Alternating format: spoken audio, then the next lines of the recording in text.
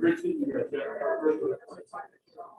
Okay, I'll go. All right. Bye-bye.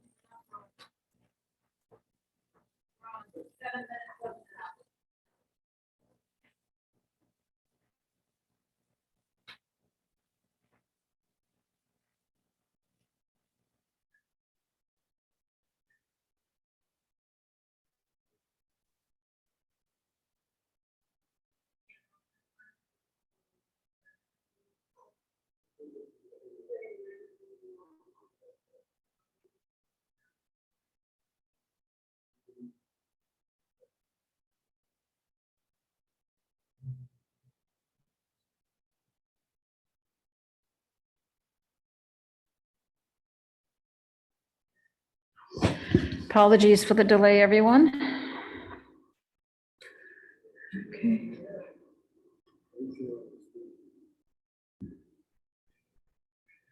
Yeah, I can see myself. Am I there? Am I there? Okay. All right, so we are live streaming.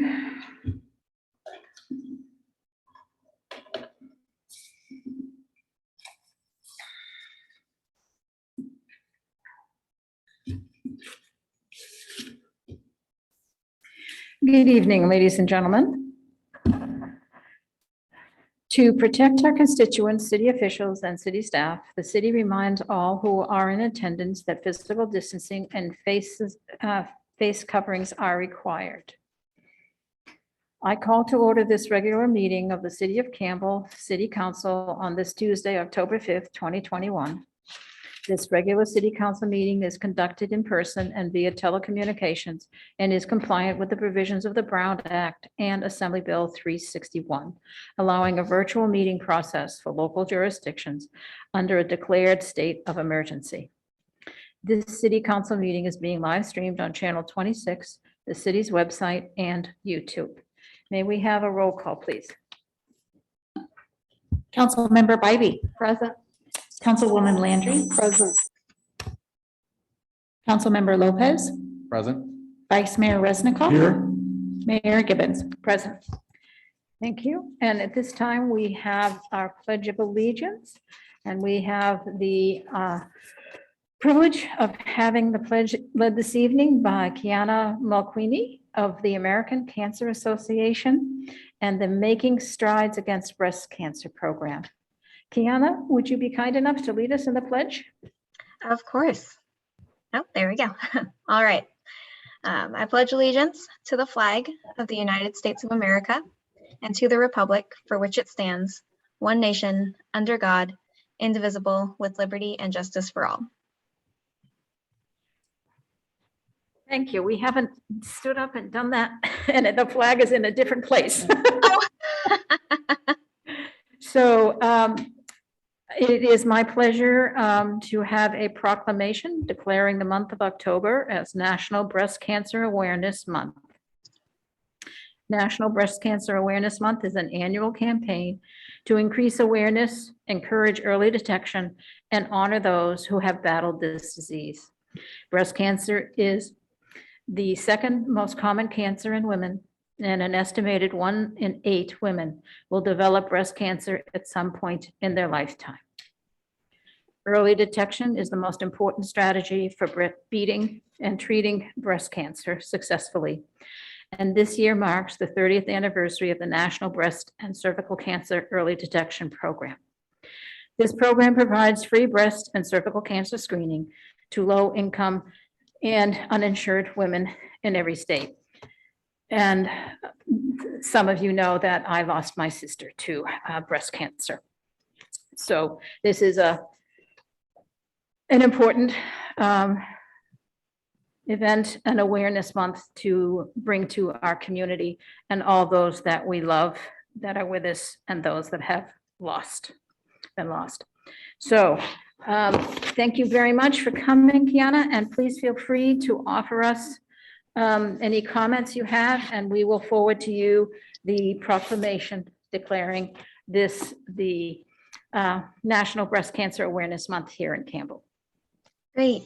Thank you so much for having me. I really appreciate the opportunity to be here to address you all as a representative from the American Cancer Society. As it was shared, I am our staff partner for the Making Strides Against Breast Cancer of Silicon Valley event, which is actually coming up this weekend. So we're very excited and gearing up for that. I would just like to share a little bit about the American Cancer Society as well as about Making Strides if the time allows.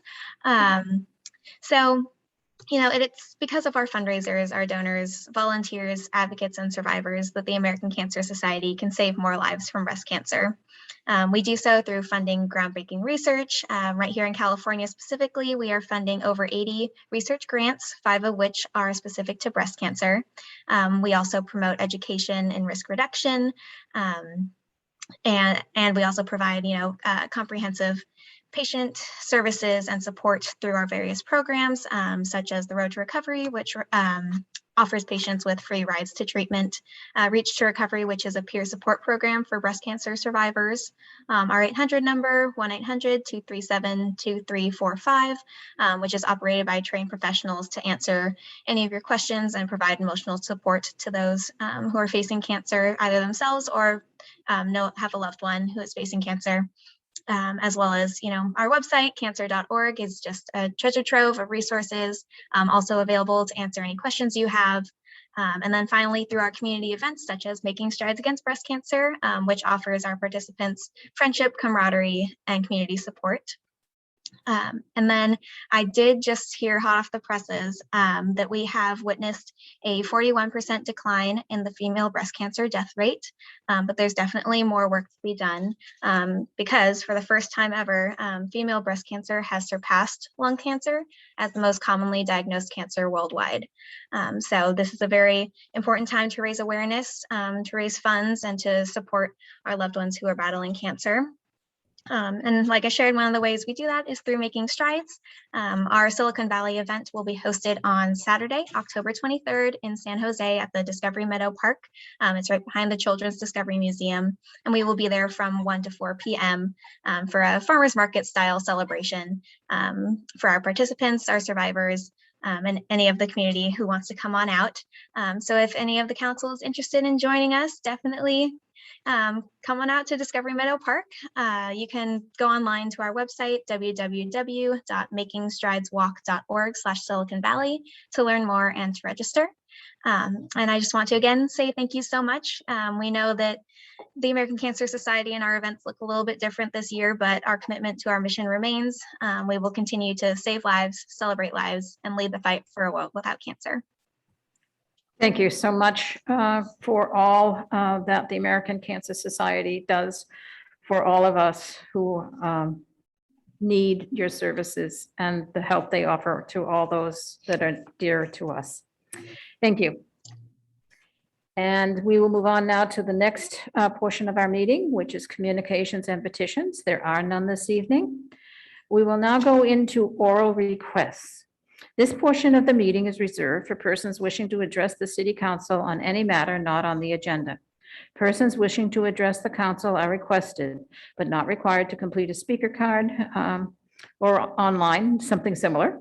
Speakers are limited to 2 minutes. The law is generally prohibits the council from discussing or taking action on such items. However, the council may instruct staff accordingly regarding oral requests. Has the city clerk received any comments on any item not on the agenda? Madam Mayor, if you will, I'd just like to call the names I received as signing up to speak one last time to ensure they're not online with us. Please. Mr. Tim Bobian, Mr. Raja Palella, Antoinette McCossie, Ann Sousa, Kalisha Webster, Armin Shamanian, Amy Cody, and Harry Greenwood. Again, I don't see their names online with us. Fine, and I don't see any, I'm having a little trouble with the Zoom here. I don't see anyone raising their hands. Is there anyone who would like to speak? And I don't know. Somehow or other, I've lost the meeting. Sorry, just 1 second. Let me try that. There, okay. Thank you. Seeing none, we will close the oral request portion of the meeting, and I will now go to council announcements. California has recorded its driest water year in over a decade. San Jose Water has begun sending notices to residents informing them that it is moving forward with mandatory rules to set monthly residential water budgets with financial penalties for homeowners who exceed them. San Jose Water will hold a public hearing on Thursday, October 28th at 3 p.m. To register for this webinar, please visit www.sjwater.com/drought. Please all pay very serious attention to this very serious matter. While new booster regulations for Moderna and Johnson & Johnson are due later this week, the COVID-19 Pfizer booster shots are available for eligible individuals in Santa Clara County for those who have received the initial Pfizer vaccination shot at least 6 months ago. While appointments are required for San Jose and surrounding locations, there are drop-in appointments available at the DePaul Health Center in Morgan Hill. In addition, many doctors' offices and pharmacies are now offering COVID-19 boosters. For location information or to schedule an appointment, please visit www.sccfreevax.org. Students get creative and win. Enter the County of Santa Clara Public Health Department's 2021 Vax Up Video Contest for a chance to win up to $1,500. Grades 6 through 12 are eligible. Create a short video to empower your peers to get vaccinated for COVID-19. The deadline for entrance is Monday, November 15th. Enter to win at www.sccvaxupvideo.org. The city clerk's office is accepting applications for the Historic Preservation Board. To find out more about this board and when the applications are due, please contact the city clerk's office at 408-866-2117 or visit the city's website, www.ci.campbell.ca.us/157/boards-commissions. The deadline to apply for this position is 5 p.m. Friday, October 22nd. The final Fall Garden Concert Series is on Sunday, November 14th at 2 p.m. Ren Gesick, jazz and Americana singer and songwriter. Tickets are available at www.campbellmuseums.com. The Campbell Historical Museum and Ainsley House offers many opportunities for volunteers and interns. Individuals interested in history, decorative arts, historic gardens, or historic preservation will find volunteering an exciting way to help the museum and meet new people. For more information, please visit www.campbellmuseums.com. And if I can find it.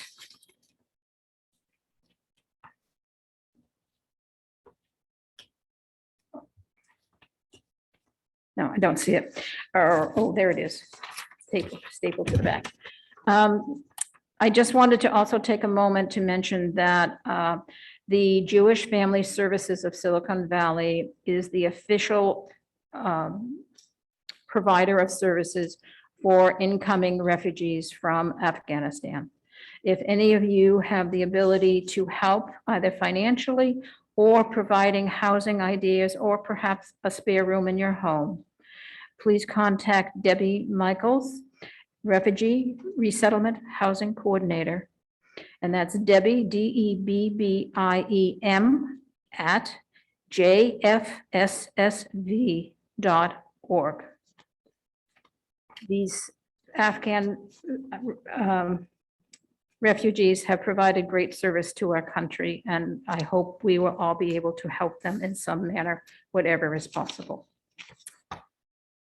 Thank you, and we will now go to the consent calendar. Are there any council members who would like to pull an item from the consent calendar? Vice Mayor? Yeah, I will pull items 7 and 8. Thank you. Okay.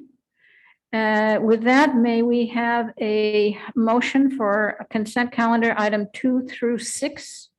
I'll make a motion to approve 2 through 6. We have a motion by Councilwoman Landry, a second by Second. Councilmember Bybee. May we have a roll call? Councilmember Bybee, Aye. Councilwoman Landry, Aye. Councilmember Lopez, Aye. Vice Mayor Resnikoff, Aye. Mayor Gibbons. Aye, thank you very much. And Vice Mayor, would you like to start off this Sure. discussion? Item 7 is commending Mario Ramos upon retirement from the city of Campbell from Public Works Department. And I think it's always good to recognize people who've been here 20 years and 20 plus years. It says a lot. And when you look at this particular person in fleet maintenance, it's vehicle safety, it's keeping us compliant with with environmental requirements. It's the things that nobody sees that we want to get done, and they happen. And I think it's a testament to good people back there and behind the scenes working. So I just wanted to pull that and recognize Mario for his 20 years of service and wish him well on his retirement. And Councilmember Bybee?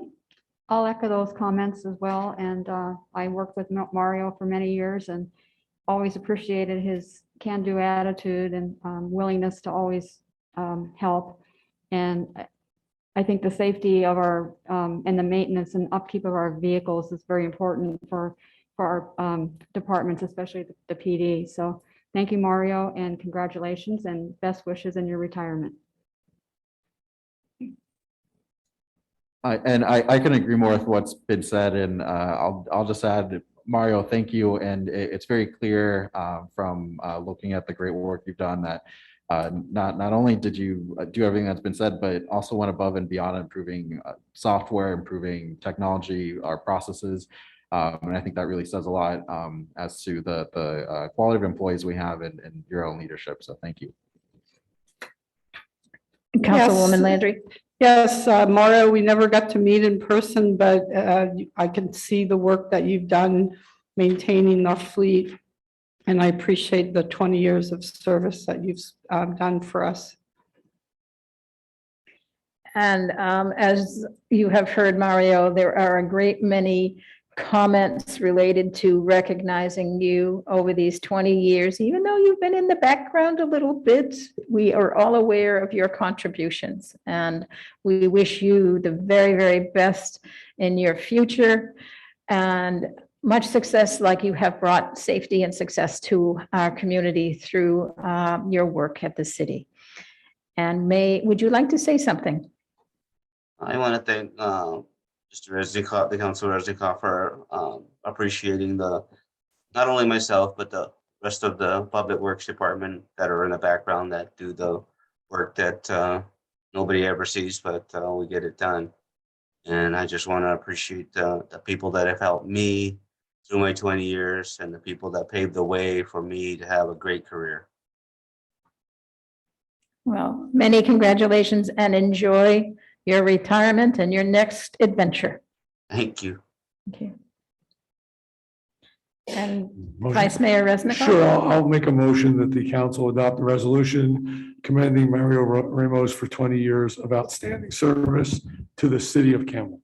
I'll second. We have a motion by Vice Mayor Resnick, seconded by Councilwoman Landry. May we have a roll call?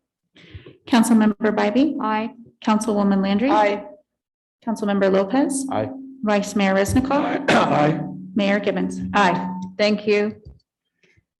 And if Right you back would up. also, Item 8, which I pulled, this is to commend Sheila Broderick on her retirement. We just talked 20 years, and now we're talking 35 years, which is amazing. That's just incredible service. And what was interesting to me is dating back to when fire was within Campbell and they were dispatching for fire, which is a long time ago. To me, this is another one of these inside jobs that not only deals with the obvious of dispatching PD and things like that and dispatching fire, but in dealing with the public in probably their worst times, right? When the public is upset, when the public is on edge and needs somebody to help them through this process and a calming voice, and appreciate anybody can do that here for decades. Very much happy to commend Sheila for her long service here and wish her very well on her retirement. thank you, Councilmember Bybee. Yes, I just want to echo the same. Sheila, thank you for your many years of service. I know that the department staff looked up to you as a mentor and that you were a trainer, the best of the trainer or trainers, and you will certainly be missed. And on a personal note, I also want to thank you for our dog that we, you were responsible for Kelly bringing home a dog one night after his shift. And I woke up in the morning and here was this little corgi by the name of Smudgeon. And I said to Kelly, where did that come from? And he said, that's from Sheila. So I'll never forget that and really appreciate that. Thank you, Sheila. Councilmember Lopez. Sheila, thank you so much for your many decades of service. And I agree with what the vice mayor says. You really have a high pressure, difficult job, and what really comes across is your steady voice under pressure. So real credit to the department. Hope you enjoy your retirement. Yes. And Councilwoman Landry. Yes, Sheila, thank you. Wow, 35 years. That's a really long time to stay calm, cool, and collective and be able to answer phones and help people in the time of need. So thank you very much for all those years of service. And yes, Sheila beats me at the city. So that's going back a long way. And just to see your smile and happy attitude here on the screen virtually, it expresses so much of what you have brought in the way of comfort and service to our community. As Vice Mayor Resnikoff said, when people need help, you're there for them. And we thank you for that over so many years and so many people whose lives were better because of you. Thank you. And now we'll offer a comment to Chief Berg. Thank you very much. I think what you see on the screen, that smile, that positive attitude is what Sheila brought every single day she came to work. And she's been a fixture at the police department in the city for a number of years. And it's a testament to her work and her contributions to this city after 35 years of exceptional service.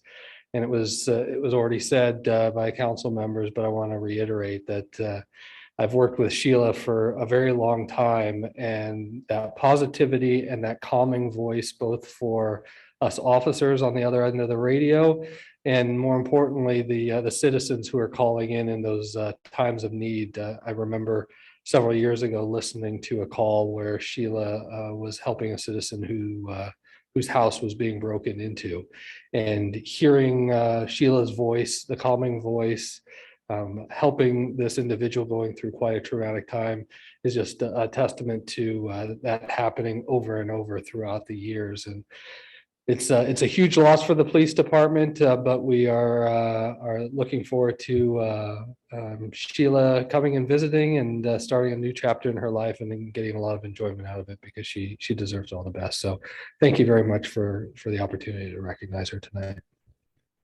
And Sheila, if you'd like to say a few words, please do. You're muted. Not like you are on the job. It has been an honor and a privilege to serve and care for the residents of Campbell and the officers at Campbell PD. The city is very lucky to have such a fine police department and to have such a fine city government. And I thank you very much for the opportunity to do this. Congratulations and best wishes. Thank you. And I'm happy to make a motion. And Sheila, by the way, if you come across another dog, perhaps Councilmember Bybee would be interested. I'm not sure, Or but you. I have, but thank you.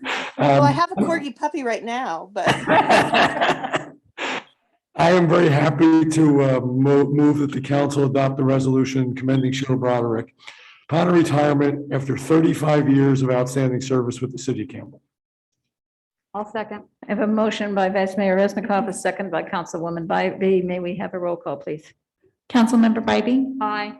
Councilwoman Landry, Aye. Councilmember Lopez, Aye. Vice Mayor Resnikoff, Aye. Mayor Gibbons. Aye. Thank you.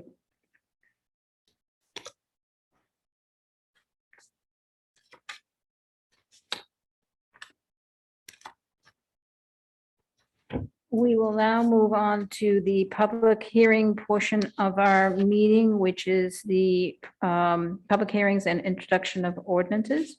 Members of the public are allotted up to 2 minutes to comment on any public hearing item. Applicants and their representatives may be allocated up to a total of 5 minutes for opening statements and up to a total of 3 minutes maximum for the closing statements. Items requested or recommended for continuance are subject to the council's consent.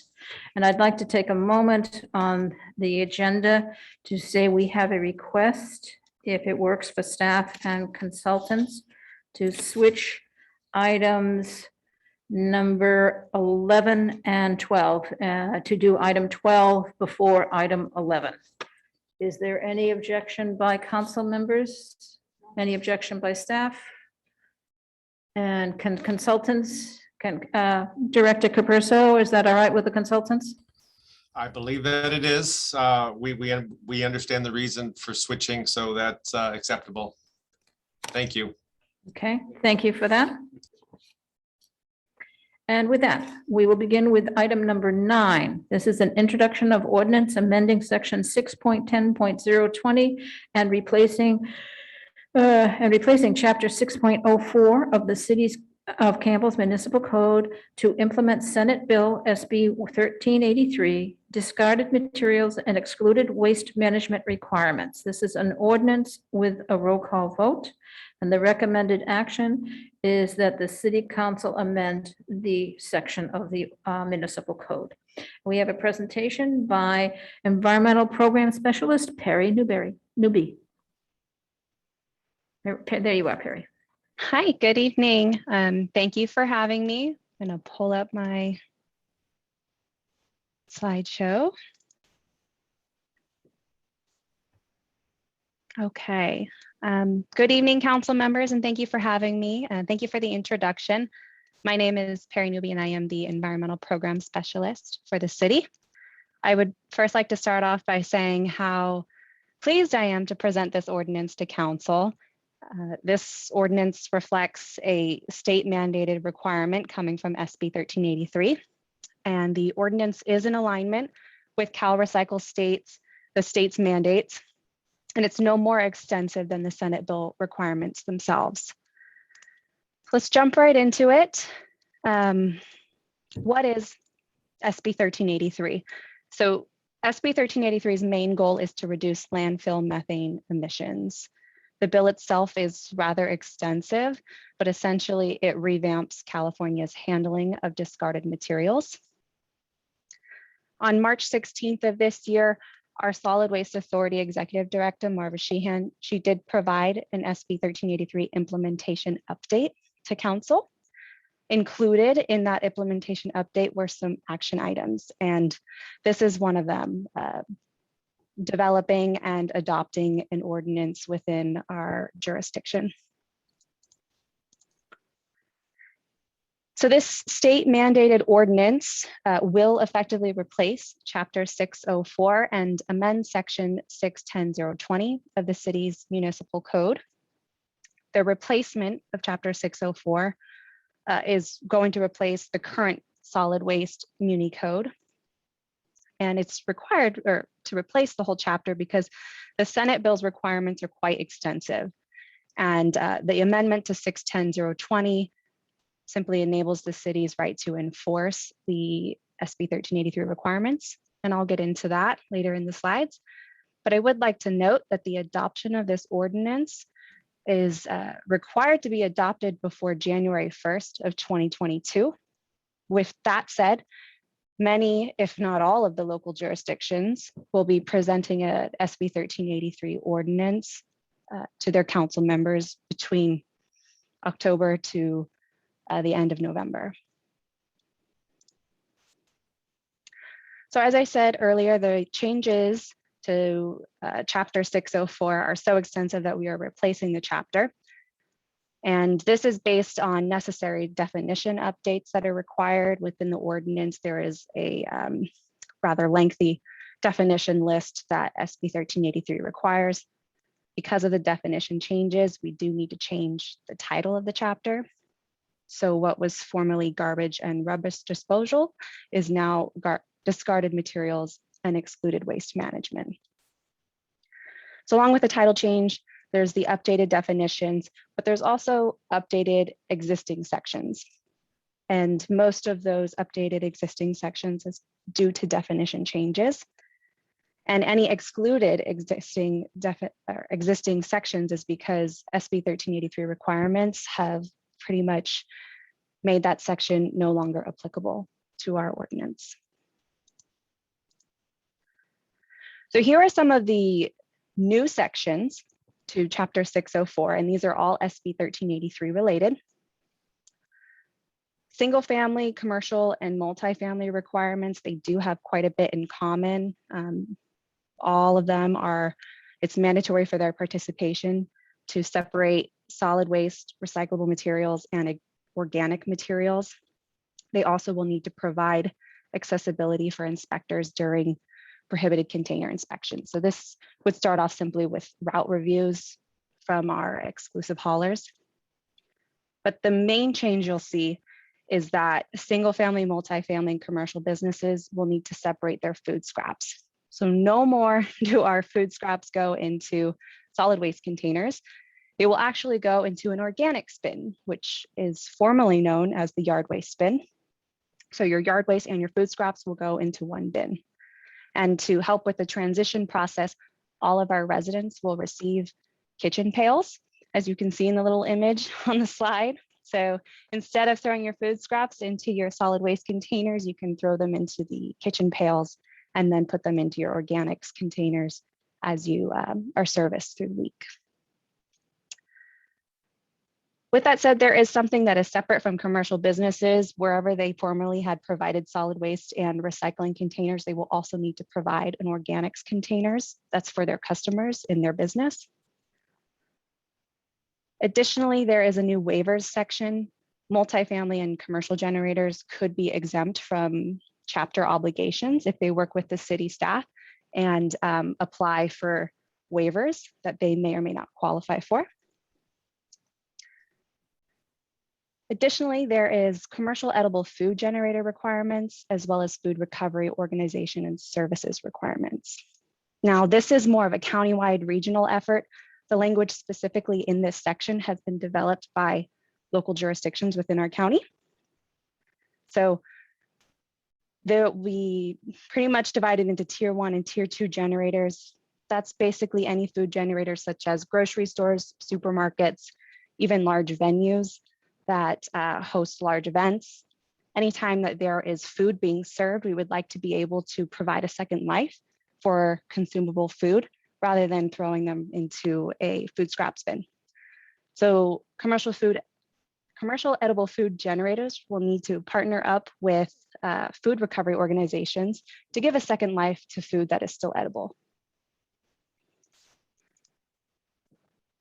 Moving forward, there are some other sections to this ordinance. There's hauler and facility operator requirements, which essentially say what is already in our franchise agreement with our exclusive haulers, stating that the haulers need to provide recyclable materials, organic waste, C&D, and solid waste collection services. And they also need to provide our residents with signage, container labeling, and container coding or container coloring that is SB 1383 required. The self-hauler section does offer self-haul options for those who don't want to receive services from our exclusive hauler, but they do need to work closely with city staff because they are not exempt from any of this chapter's obligations. And so we'll work hand in hand with them to ensure that they're in compliance with the state. The inspections and investigations by the city pretty much codifies the city and enforcement entity's right to inspect the containers, as well as the container enclosures and any record keeping that commercial businesses might provide. And the enforcement section of the ordinance does state that any violation of the provisions within the ordinance could constitute a ground for a notice of violation, which also references our chapter 610, section 020, which is also why we need to amend that section, but I'll get into that on the next slide. And the last section that we have to have in this ordinance per state requirements is the effective date. So we do need to have everything into effect and implemented before January 1st of 2022. And lastly, as I had stated in my previous slide, we do need to amend section 610.020. That portion of our municipal code simply lists out what is a nuisance condition and basically gives our code enforcement officer the authority to advise a property owner to abate a nuisance therefore giving us the ability to enforce the new chapter. Okay, so tonight is the first reading of the ordinance, and if all goes well, we will have a second reading on November 2nd. I do like to mention that we do need to have this adopted before January 1st, 2022. And I'm happy to answer any questions that you might have regarding the ordinance, but I also do want to mention that we have Rob Hilton from our Solid Waste Authority, and he's here to help with any technical questions that we might have.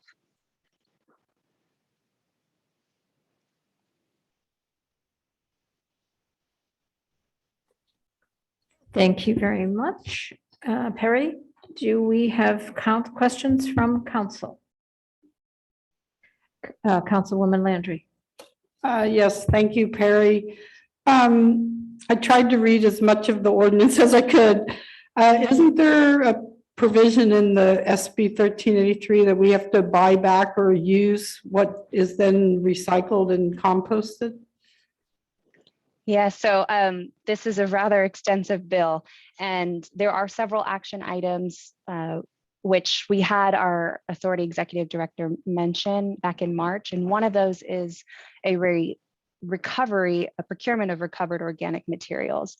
That is separate from this ordinance. It doesn't need to be in this ordinance. We will have that in an internal administrative procurement policy. But that you're right, that does need to take effect, and it is associated with the Senate bill. Okay, I have comments, but that was my only question. No other questions? I will open the public hearing on this item. Is there anyone wishing to speak? There are none in the audience here. Are there any online? No, Madam Mayor. Thank you. We will close the public hearing and bring the discussion back to council and Councilwoman Landry. Yes, thank you. So I know tonight is just the ordinance. Oh, I know what, I forgot to ask the question. 6.04.020 on page 88 gets rid of the being able to set trimmings and branches outside of the can. So that's completely gone now, or has that been gone for a while? So that's typically been handled in our franchise agreement with the exclusive hauler, and Rob might be able to expand on that a little bit more, but our exclusive hauler does have specific expectations of how they would handle yard waste. And I know it of being, it's supposed to be put in the yard waste container, which would now be the organics bin. Okay. So my comment is two comments.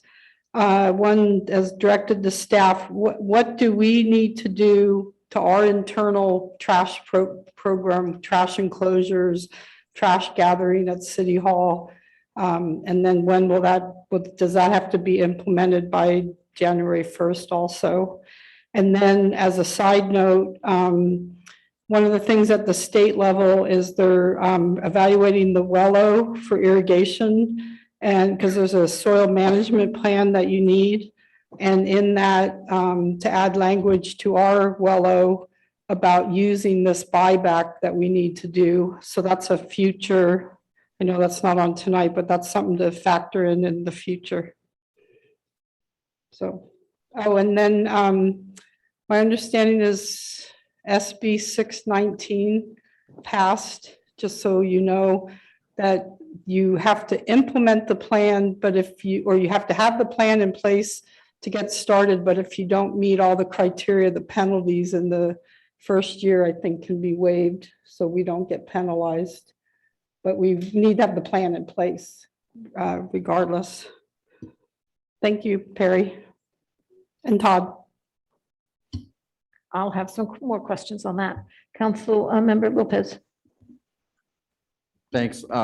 Thank you, Perry, for the presentation, all the work. I just want to make a brief comment, which is that I know this is going to be challenging, and there's maybe some issues with how it's enforced. But that said, something I heard consistently from constituents last year was that there's a high demand for composting services. So I think it's also going to be met with a lot of excitement and is a real opportunity to the residents of Campbell. So I'm glad that we're putting in this work now. Thank you. So I'm a little confused from your comment. So one is there any cost to the city that needs to be incorporated into the budget for two things? One is for this particular ordinance and its implementation and efforts to make happen, and also to our own costs. So I'm not clear on that. Vice Mayor, did you want to help with that? Yeah, if I can comment, I've sat on this JPA for, I think, 7 years now. So thank you, Perry, and thank you, Rob, for being available to answer questions. Rob is the president of the company that manages the JPA. The single biggest impact that the residents and the ratepayers are going to see is an increase in the rates. So the rates, we've talked about this before, and the rates are going up. If I remember year one, it's about 10% on your monthly bill.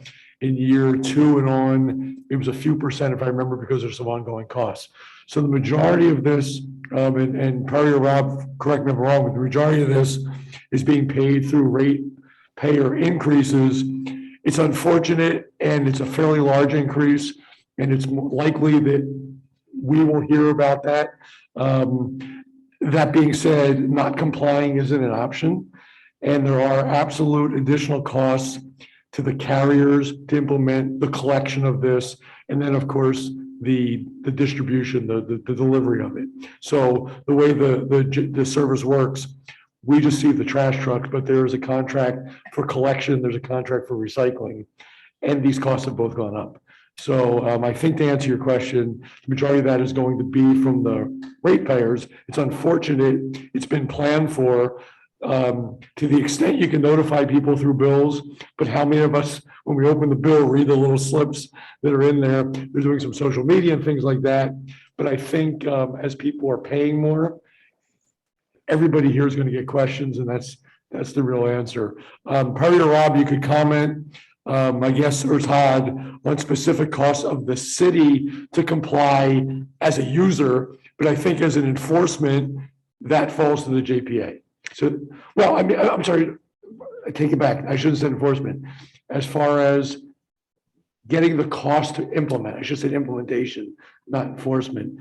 But it's a good question from the mayor. There's a question of, is there a cost to the city to be able to comply? And of course, there's always been talk of if the city does not comply and it's not making sure the businesses comply, then the penalties can hit the city as well as the businesses. So I'll throw it to Todd or Perry or Rob. Can you comment on the city's, the impact of the city budget in particular from this implementation?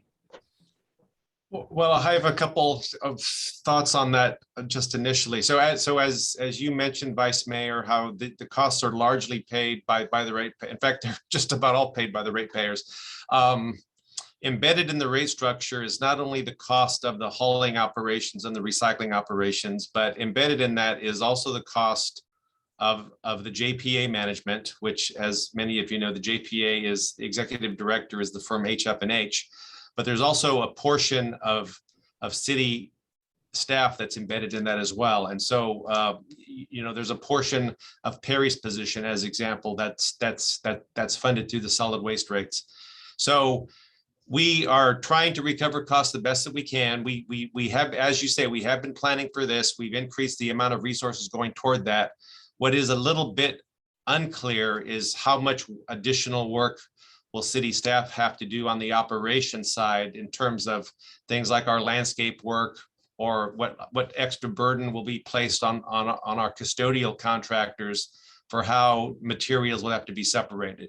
So those are costs I expect that those will go up. We don't have a good handle on that quite yet. So this first 6 months of implementation, the early part of 2022, we will get a handle on that. And if we need to make adjustments, you will likely see those as part of the fiscal year 23 operating budget. But at this point, we're not anticipating any major changes in costs from the city side. Okay, I'm not as confident about that as you are from what I'm reading and hearing, but all right. Councilmember Lopez, did you have another question? Your hand's still up. So, okay, thank you. If there's no other comment. I was just going to comment in fairness to Public Works. This may be one of those things of you don't know what you don't know, and we can anticipate that there will be issues implementing this, but nobody knows the extent of what they will be. To me personally, I think the biggest issue for us is going to be the backlash from because of the rate increase, but also in the idea of taking food scraps and keeping them in the house and then dumping them out. There's going to be some reluctance to this. There's an education component. I suspect, I've always believed there's going to be more than we think it is, because there's going to be some reluctance to do it. And there's going to be some ill feelings about this being forced on them. But all I can say when people ask is it's forced at a level above us and we just need to comply. So, I mean, my concern is this city has to be prepared to do this at all of our facilities, Correct. all our parks. Correct. And then we rent out the OCBH, what are the rules, the regulations? So it seems to me that the city has a pretty big task to organize all of that, write rules, regulations, and just plan for a 10% increase. So to me, it's a little more predictable than, and I may, it just seems like maybe it's a mid-year budget discussion point. Could be. I don't know the magnitude of it. Yeah, I don't know the number. I don't know if 10%, 5%, I don't know. Yeah.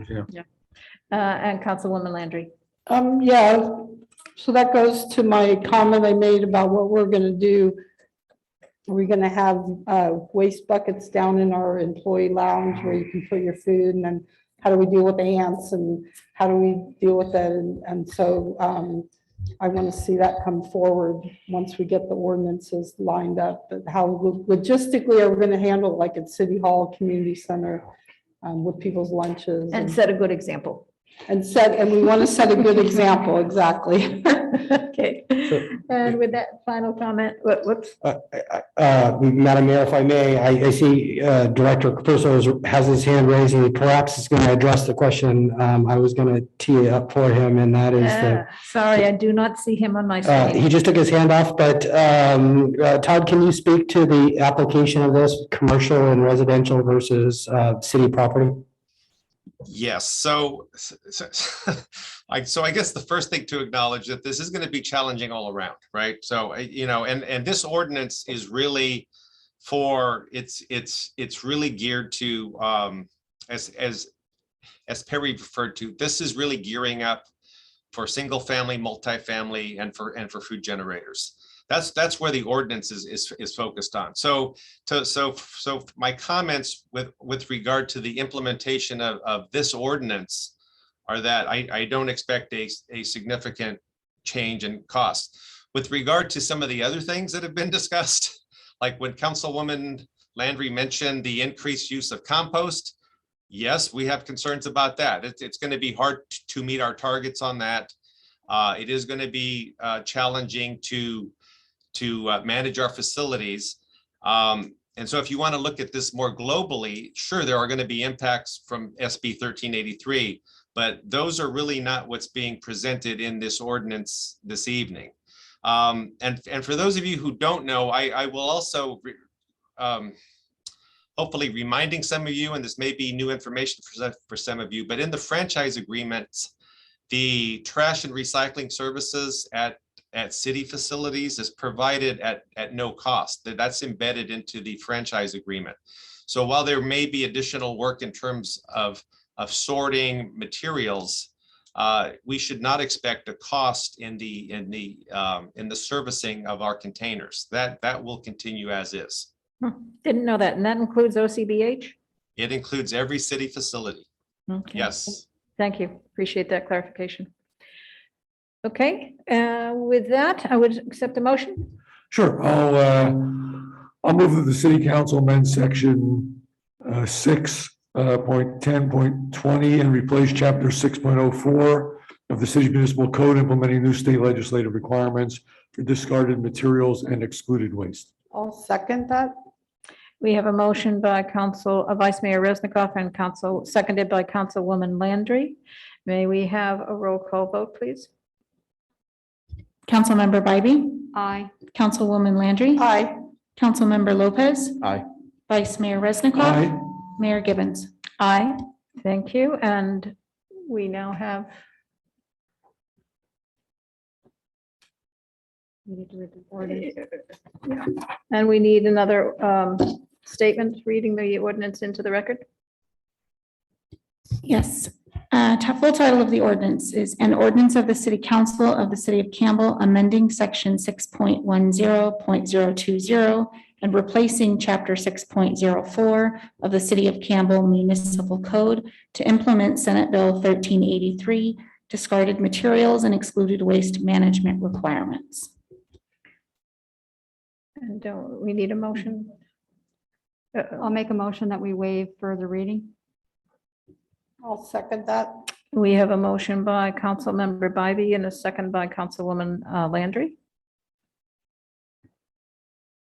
Councilmember Bybee, Aye. Councilwoman Landry, Aye. Councilmember Lopez, Aye. Vice Mayor Resnikoff, Aye. Mayor Gibbons. Aye, thank you. And also to thank you to Councilwoman Landry for her service on the county board. County Recycling Board, very heavily involved in this legislation as well. So thank you. All right, we will now move on to new business, which is item number 10. This is a request of the City Council's consensus to allow preparation of an urgency ordinance to the Campbell Municipal Code to implement Senate Bill 9 concerning 2-unit developments and lot splits in single-family residential zones. It is the recommended action that the City Council directs staff to prepare an urgency ordinance adopting an interim text amendment to the Campbell Municipal Code and regular ordinance adopting long-term amendments to the Campbell Municipal Code to be implemented for the implementation of SB 9. And I was going to say something else here. Okay. And it's for consensus, but I will be asking for a roll call vote. Okay, and presentation by Community Development Director Rob Eastwood. Hi, good evening again, council members. First off, apologies, you're stuck with me this evening. The report was written by Senior Planner Daniel Fama. Unfortunately, he came down with a terrible cold, which puts me in the position of presenting his report. So I'm going to hit the broad strokes on details. I've asked Senior Planner Stephen Rose to stay behind, and he might have some more specific answers or questions. Let me put a presentation on the screen and we'll go through the details.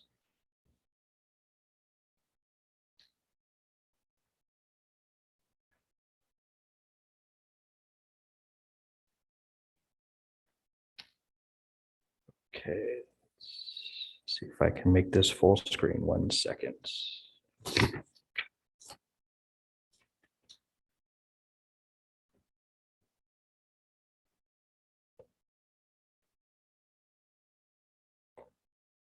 Okay, great. Here to brief you on Senate Bill 9. I heard probably a lot of you have heard about this. There is a plethora, a number of housing bills that have gone through and perhaps will continue to go through, passed into law. We will continue to monitor them, working with the city manager's office, those that impact Campbell, and bring them to you on any implementing ordinances or actions. But this one was low-hanging fruit. Has a big impact on a lot of jurisdictions, changes the rules of the game with respect to single-family development. So we brought it to you quickly to take some initial actions so we can address it. Senate Bill 9 was signed into law on September 16. It is effective on January 1st, very short time window, less than 3 months. It effectively changes single-family zoning. Typically in a single family zoning district, you can build one single family house. You can build an ADU. There was some laws passed a few years back, a JADU. This changes the rules of the game effectively starting January 1st. 2 things, additional housing development tools any single family homeowner can have. Number 1, they can build 2 primary units, effectively a duplex on a single family property. And 2, they can do a one-time subdivision of their property down to a property size of 1,200 square feet. So both of those tools were intended by the state to allow perhaps more densification of our single family neighborhoods, but many have said that effectively eliminates single-family zoning in California, which is a pretty broad and accurate statement. To show on the screen, there's a number of graphics being put out. We've asked the Planning Collaborative, which the Campbell's a part of, to help Campbell and the other 15 cities prepare as quickly as possible with FAQs, graphics, staff reports, ordinances to advise all of us on how to implement this. We're still waiting on the production of those graphics, but we put together just a very simple graphic that shows effectively what could happen under a development scenario under SB 9. So a single family property owner you see on the left who has a house could divide their property in two, down to 1,200 square feet. And effectively on each of those lots, they could build 2 units, a duplex. So that's what's allowed under SB 9.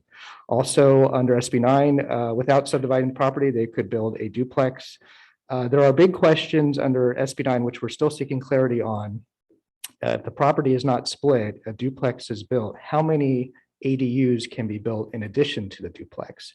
So we're seeking guidance from HCD. We're working with legal counsel. There's still some open questions. Broad observation that there was no real reconciliation of existing ADU laws with SB 9 when SB 9 was adopted. So there's some questions on that, which we're seeking to get guidance and will unfold into the ordinance as we come back. But that is one question that is outstanding on SB 9. A couple of requirements for all cities implementing SB 9. Number one, the city may only apply objective standards. You've all heard that term before, so no subjective design guidelines or things of that nature may apply. Number two, all projects must be processed ministerially. So no CEQA is done, cannot go to a public hearing. It's a ministerial process. The city cannot require, say for a subdivision, any right-of-way dedications, limits a city's ability to do that. In addition, there's some design limitations that any city can put on the units that are built under SB 9. So the city must allow up to a 4-foot side and rear yard setback for all units that are developed. If a residence is built in the same location as an existing structure, it can use that existing setback. So that's another provision that's gone in. There's some similar provisions under existing ADU law, but that's coming in under SB 9 also. The minimum parking requirement, if I get that right, is 1 parking space per unit. If the property is located within a certain distance of, say, light rail, high quality transit, even a shared car space, that can go down to 0 parking spaces per unit. Finally, none of the units can be used as short-term vacation rentals. Under the urban lot split, the intent is one time only. The lot split happens. There's some restrictions that no one can act in concert with the subdivider who split the lot to subdivide in the future. Still some questions on what that means and how you would determine that, but the intent is that someone go through this process one time only. Each parcel must be approximately equal in size. No parcel may be 40% smaller than the original parcel. And again, the minimum parcel size goes down to 1,200 square feet. So for Campbell, we've done an initial assessment. What does this mean for Campbell? Campbell has in its residential zoning districts over 6,000 single-family residential parcels. The UC Berkeley Turner Center, when SB 9 was being developed, did an initial analysis across the state of all jurisdictions. And you had this question with the housing element study session. How many lots could potentially, or how many units could potentially develop under SB 9? Their initial calculation, and keep in mind, this is probably a very broad brush evaluation. They looked at the entire state, but they did look at Campbell, was to estimate based on economic viability of those 6,000 parcels, about 400 would be economically viable to subdivide or create units under SB 9. Their projection of potential build out under SB 9 for Campbell was up to 700 units. There's a lot of questions on, is that over the next 10 years? Is that over the next 20 years? So a lot of unknowns so far. Another likely question would be, does that reduce the ability of ADUs that would be developed? It's likely the same market. If you're a single family property owner, you could build ADUs. Would you do SB 9 instead? So there's still some questions on what this build out looks like. Okay, coming to tonight. Knowing that SB 9 is adopted, knowing that it will be in effect on January 1st, which is very close, Campbell has a question on what is the best strategic approach to implementing ordinance or SB 9. Broadly, there's a lot of holistic questions on how do we look at our general plan. We do not contemplate urban lot splits down to 1,200 square feet in duplexes and single-family districts. However, that discussion evaluation is a much broader, holistic, long-term comprehensive view. We are advising that today and now you authorize the administration department to go forward with an urgency ordinance. So by January 1st, we'll have ordinances in place that avoid questions, avoid uncertainty, create standards that single-family homeowners can use starting January 1st. And then following that, come back with a standard ordinance and then fold it into the housing element for the rest of next year, a broader look of how this might change our housing element and our general plan with respect to single-family residential properties. So our request of you tonight is to authorize us to bring that urgency ordinance to you. If you agree, we're targeting to come back on December 7th. And in terms of public notification, we would love to give a lot more notification to the community on what this means and some of the limit options available. There is not a lot of time. Our approach is to publish this on the website and then fold into some of the housing element meetings, information for homeowners on what this means. Draft standards, and again, these are subject to final review, but these are initial thoughts from our staff. These are objective standards that would apply starting January 1st. And again, the thought is after using these for a few months, perhaps the council could come back and adjust these. But again, this is intended to create stability starting January 1st on what are some probably more conservative standards that we could apply to implement SB 9. And some of these are a maximum unit size of 1,200 square feet for duplexes, 1-story, 16-foot height, maximum 2 bedrooms, maintain the existing residential front setbacks, have some separations between the units between 5 and 10 feet. For urban lot splits, there is a big worry that this will create a lot of flag lots. We do have a lot of narrow lots and that have awkward or unusual lot designs in residential neighborhoods. So to have objective design standards on new lots, limitations on flag lots, you might have to have a minimum lot size to have a flag lot. So they're not too small or awkward. Have a minimum lot width of 30 feet.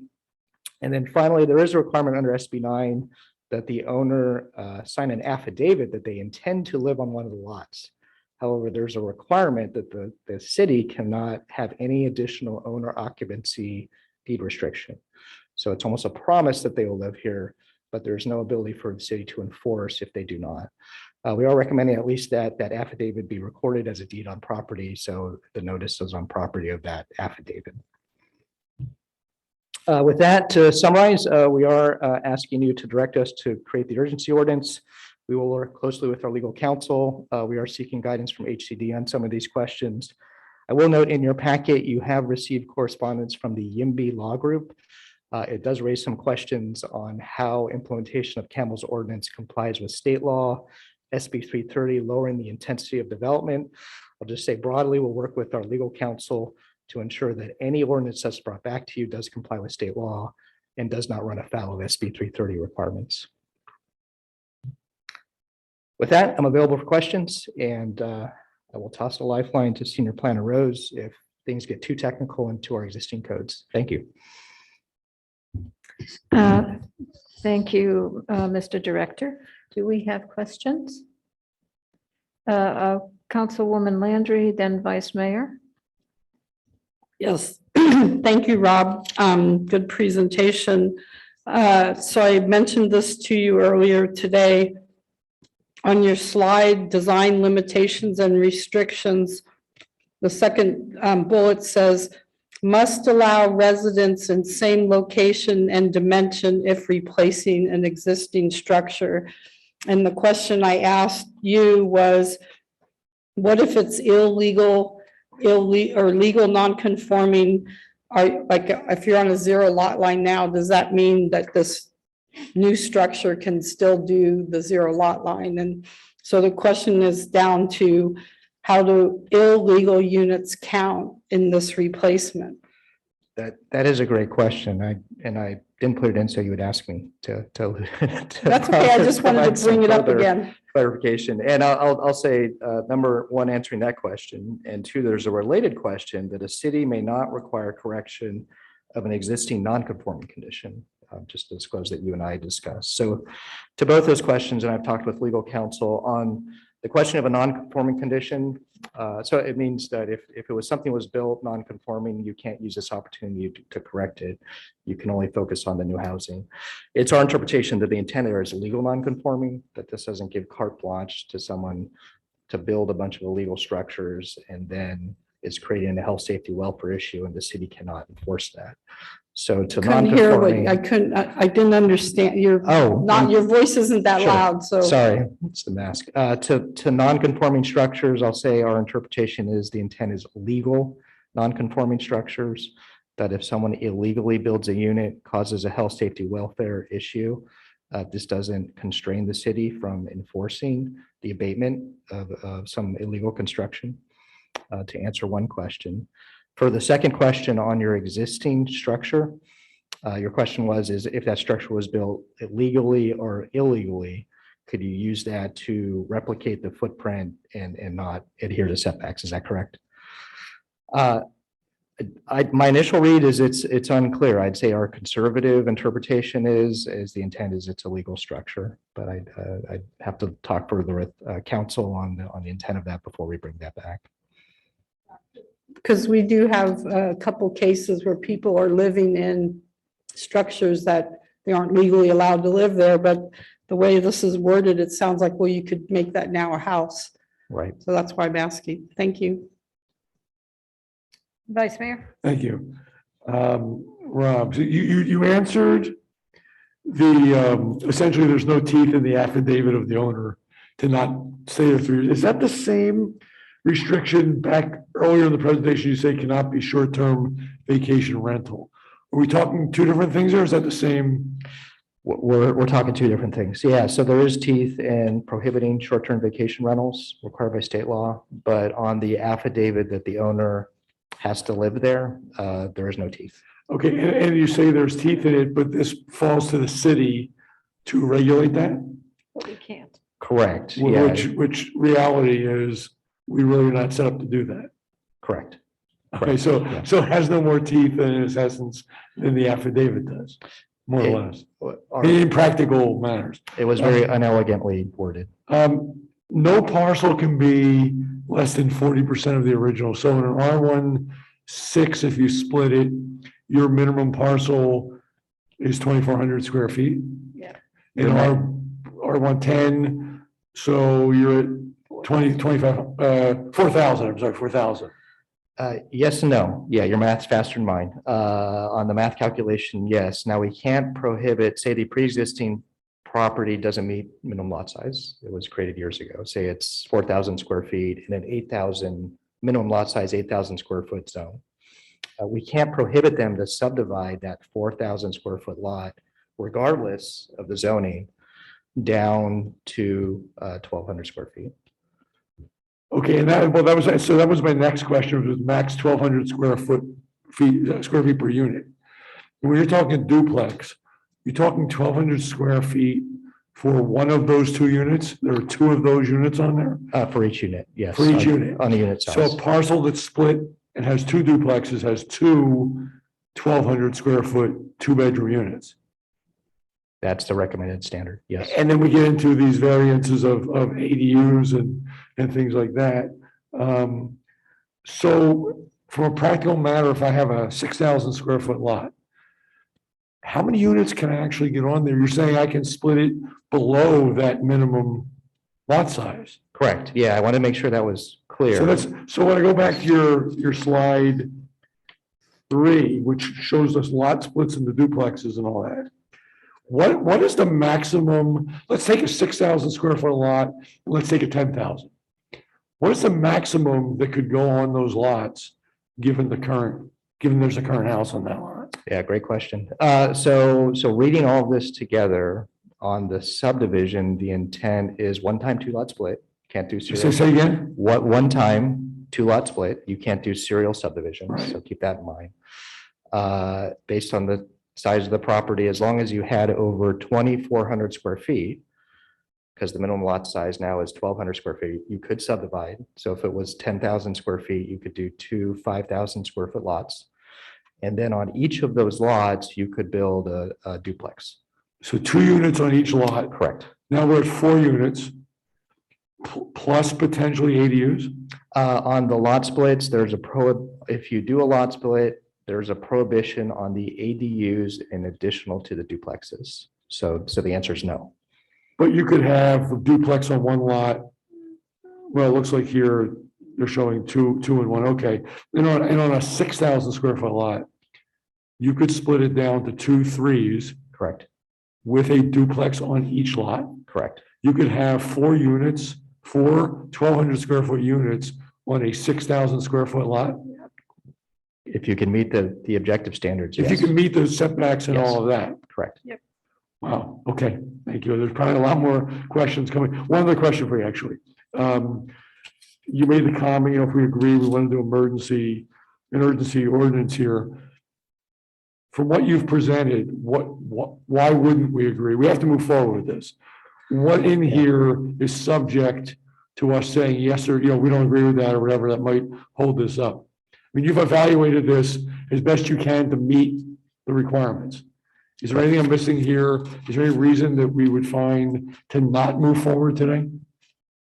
I don't. I'm glad you asked that question. I don't. Time is of the essence in our mind. That's what I'm asking. Yes, Yeah. right. If it's urgent, Yes. what might be in play here today? Really nothing. Right. I mean, other cities, I talk with the other planning directors. What are you doing? What are we doing? I'm not sure if other cities are moving as fast as us. Some are waiting till January 1st just to see what happens, who comes in, who asks questions, and then sort of adopt ordinances around that.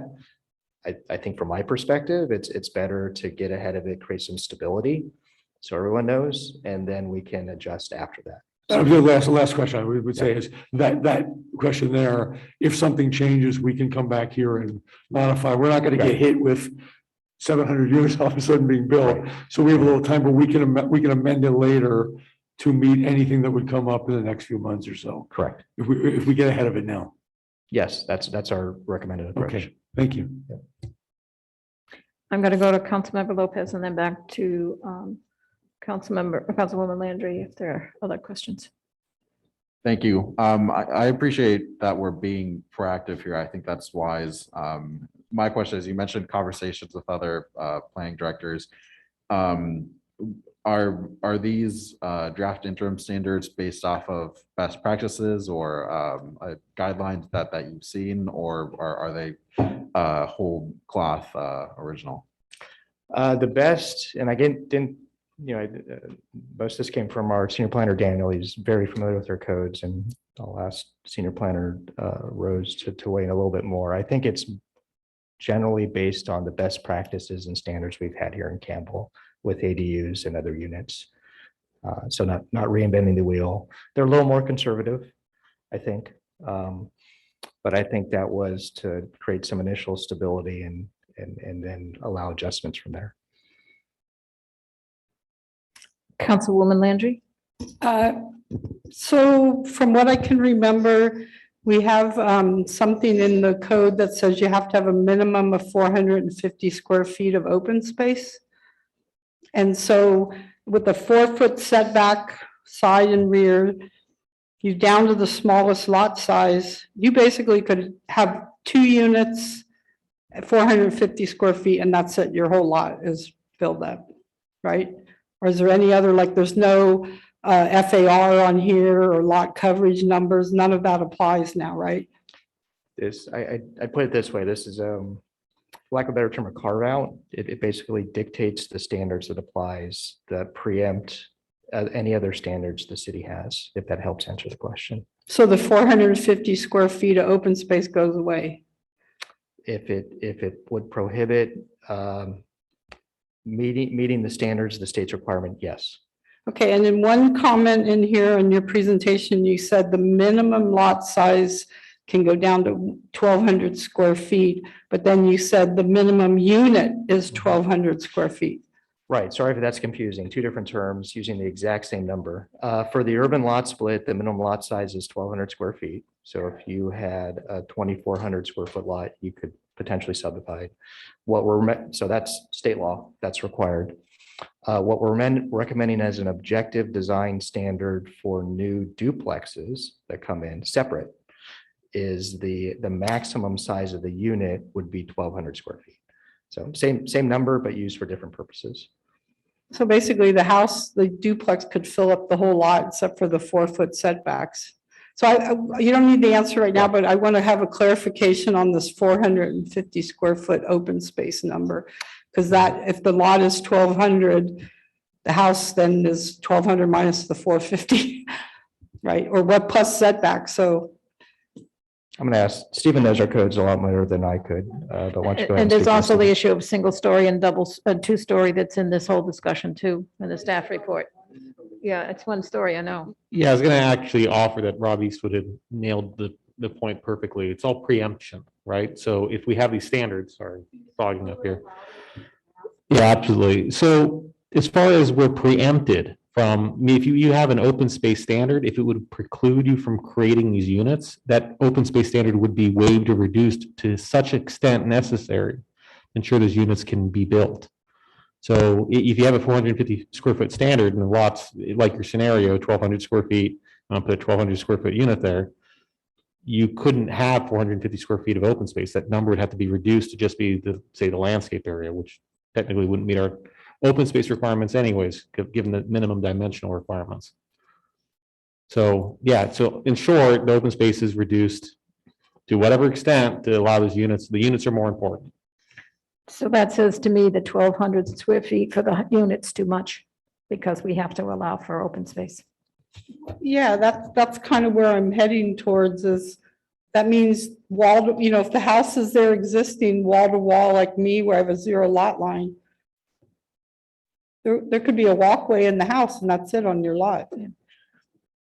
So Thank you. if I'm following your question, I think the diagrams are helpful generically, but I think you have to show some kind of a measured drawing to understand that a 1,200 square foot lot with a 1,200 single story building, what it really means.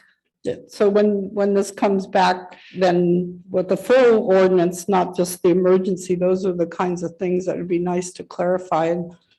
And you and I briefly talked about flag lots, and I understand why right now you're saying no flag lots, but as I mentioned before, not every lot is 60 feet wide, that we may end up wanting to look at flag lots to help do the subdivision.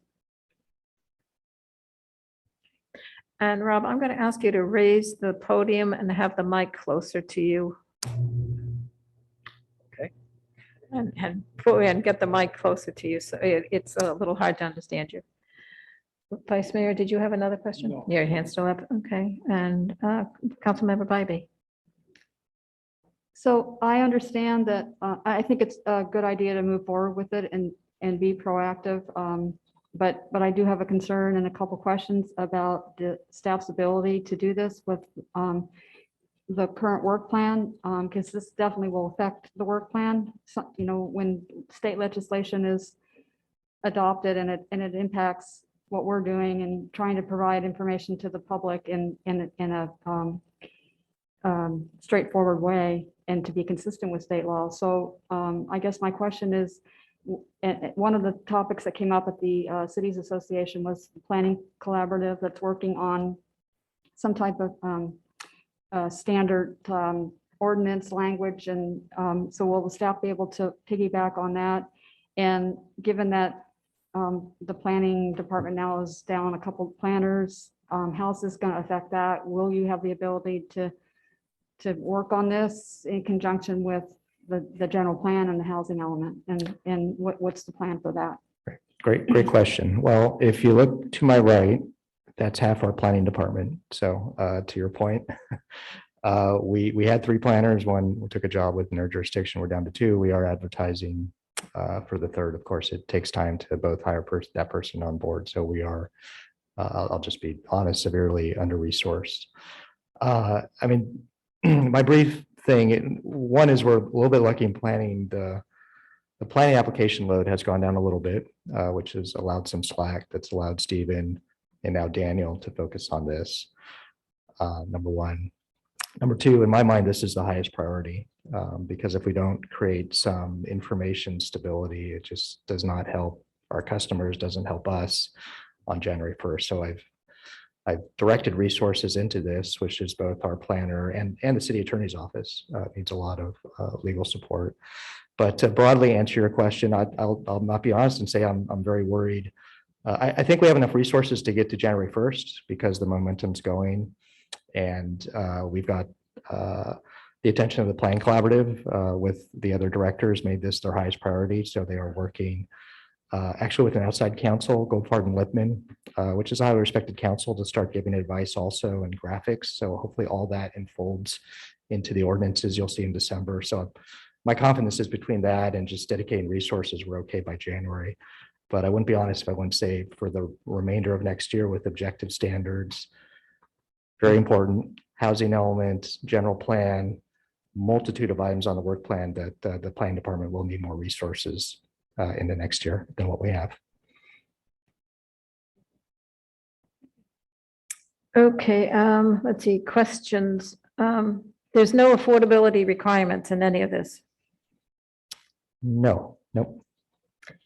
If if a parcel is done into duplexes but not subdivided, does that then go on record as no longer being subdivided? I'm trying to ask that question carefully.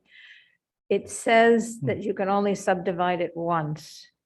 That's one option, is to subdivide. But if you build the duplex in your first diagram, am I misunderstanding? Is it that you can build a duplex on any lot and then you can no longer subdivide it? It's what I'm trying to get at. Yeah, that's not my reading, is you're availed of both.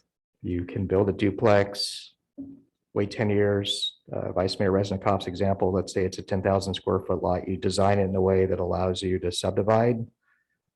By building a duplex, it does not prohibit you from then subdividing the lot. You could do both. Okay. The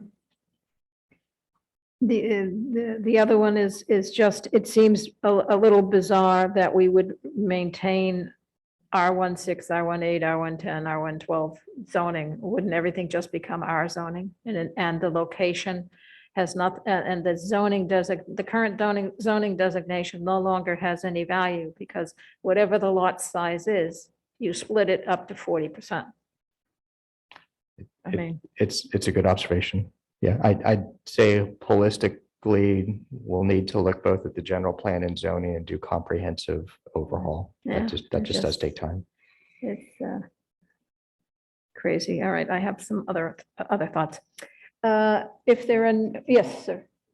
I think it's been mentioned, Rob, but I think on this one, it would help to be visual. I mean, so what we see, here's a max you could do on this lot, and we go 6 and we go 10 and we go whatever. It's probably a bigger issue in San Tomas, for example, where they have very large Yep. lots. But I'd like to be able to look and say, okay, in an R16 neighborhood, you could do a duplex and an ADU or a duplex, but you really wanted to go all out, you could do 4 units. And Yeah. how you do that? Yeah. And the same thing in a 10,000, because I'm thinking it's even bigger. Yep. Or the units are bigger or something. Like to see what's practical, and then also literally what is the max? Somebody who said, I'm gonna take this property and maximize my space because we know people are gonna rent them out if they can or sell them, but they're not gonna honor a pledge, right? So what is, if somebody, I guess my thought is somebody really wants to max it out, what can they do on standard like 610, maybe a 14,000? And it would help, kind of this chart you have here, but I have a feeling it's gonna be much more busy, right? So, and then you can take into account the open space and the setbacks and all of that. That would help tremendously, because I think as this gets implemented, people are gonna be very scared about this, what's gonna happen in their neighborhood. We may not be able to stop it, but we need to be able to explain it. Yeah. Will do. Okay. If there are no more questions, we will open the public hearing. And I believe we have one speaker with a raised hand.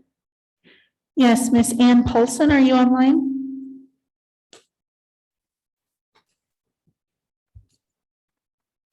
Yes, hi.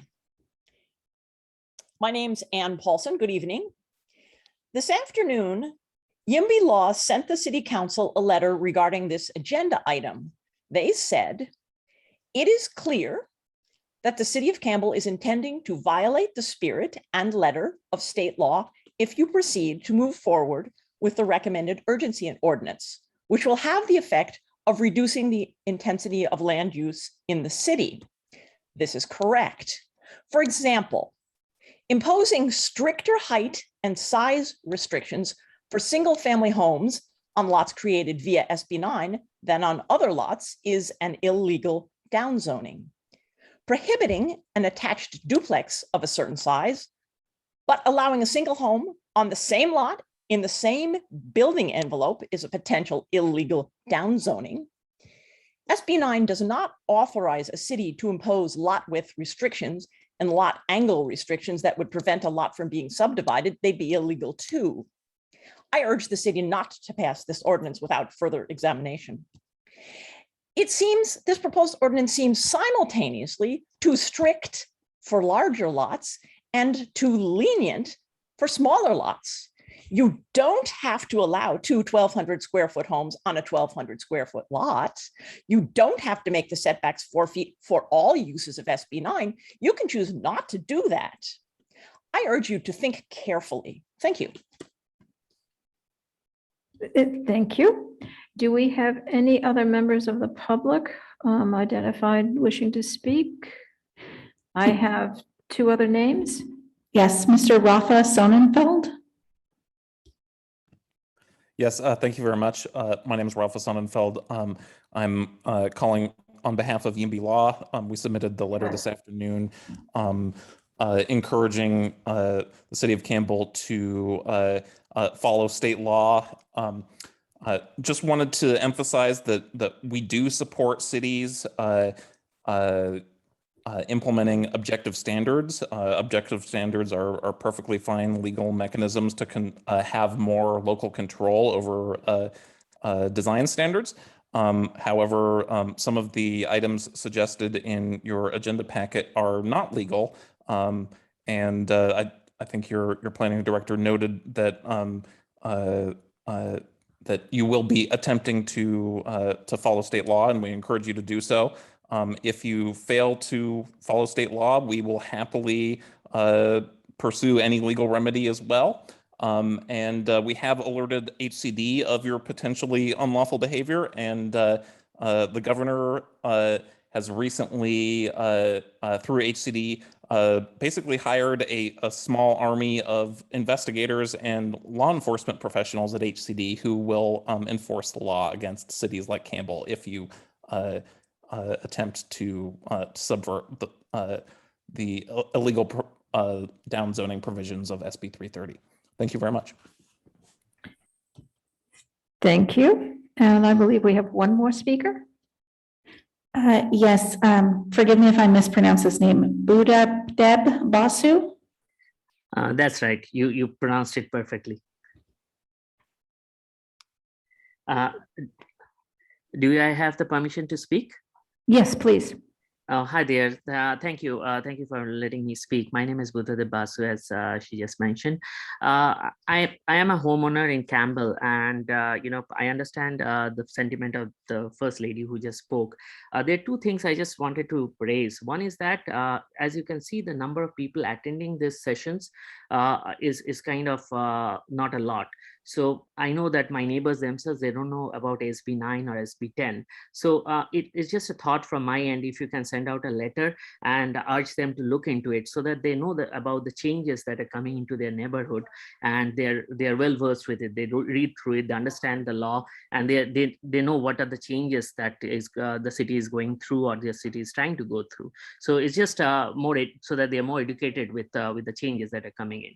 That's number one. And number two is that I feel that I work in corporate, and I see people, my colleagues, who has to go all the way to Hollister and Gilroy, and this is a big commute time. So the way I see it, if I am able to stay close to my workspace, they should be rightfully have the chance to stay close to their workspace.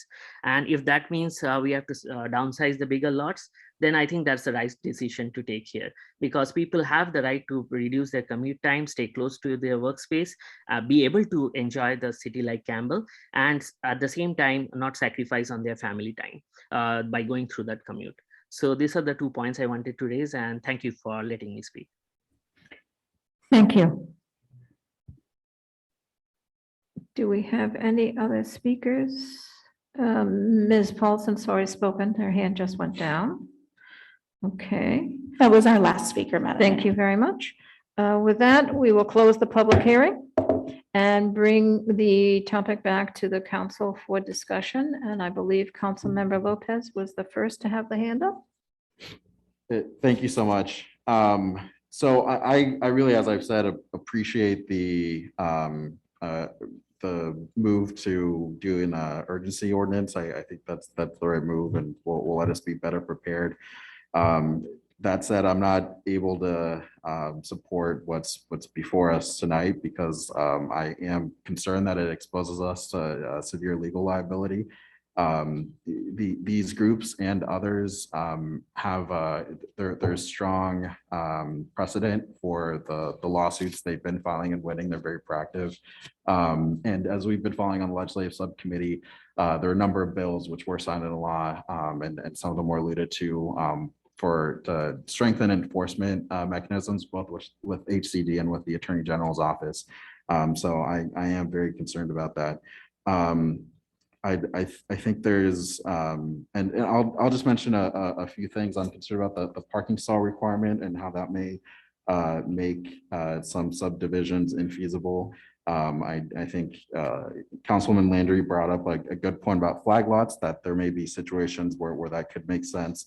I'm a little concerned about the requirement for right angles as well, but just oh, and I do support the mayor's comments that we, to perhaps look at our zoning and clean that up, as you may have mentioned at a future date.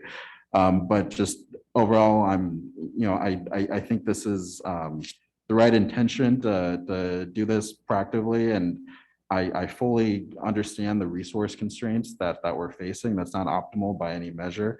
But I am concerned these lawsuits that have been filed are not cheap. They're in the tens of millions of dollars for cities that have been hit with these fines. So or losing local control as we've seen, depending on the enforcement mechanisms. I'm concerned about that. If I may just follow up on your comments. One is, we're not writing the ordinance tonight.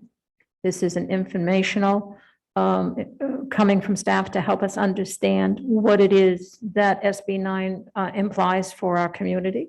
And it's informational, and they're asking for very simple direction to move forward with preparing an urgency ordinance.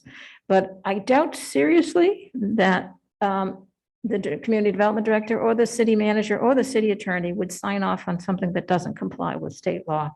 So I think the threats of lawsuits is misplaced this evening. And I also think the comments are misplaced because there is no ordinance being discussed. This is a topic of discussion. So I am supportive of going forward with this emergency ordinance study.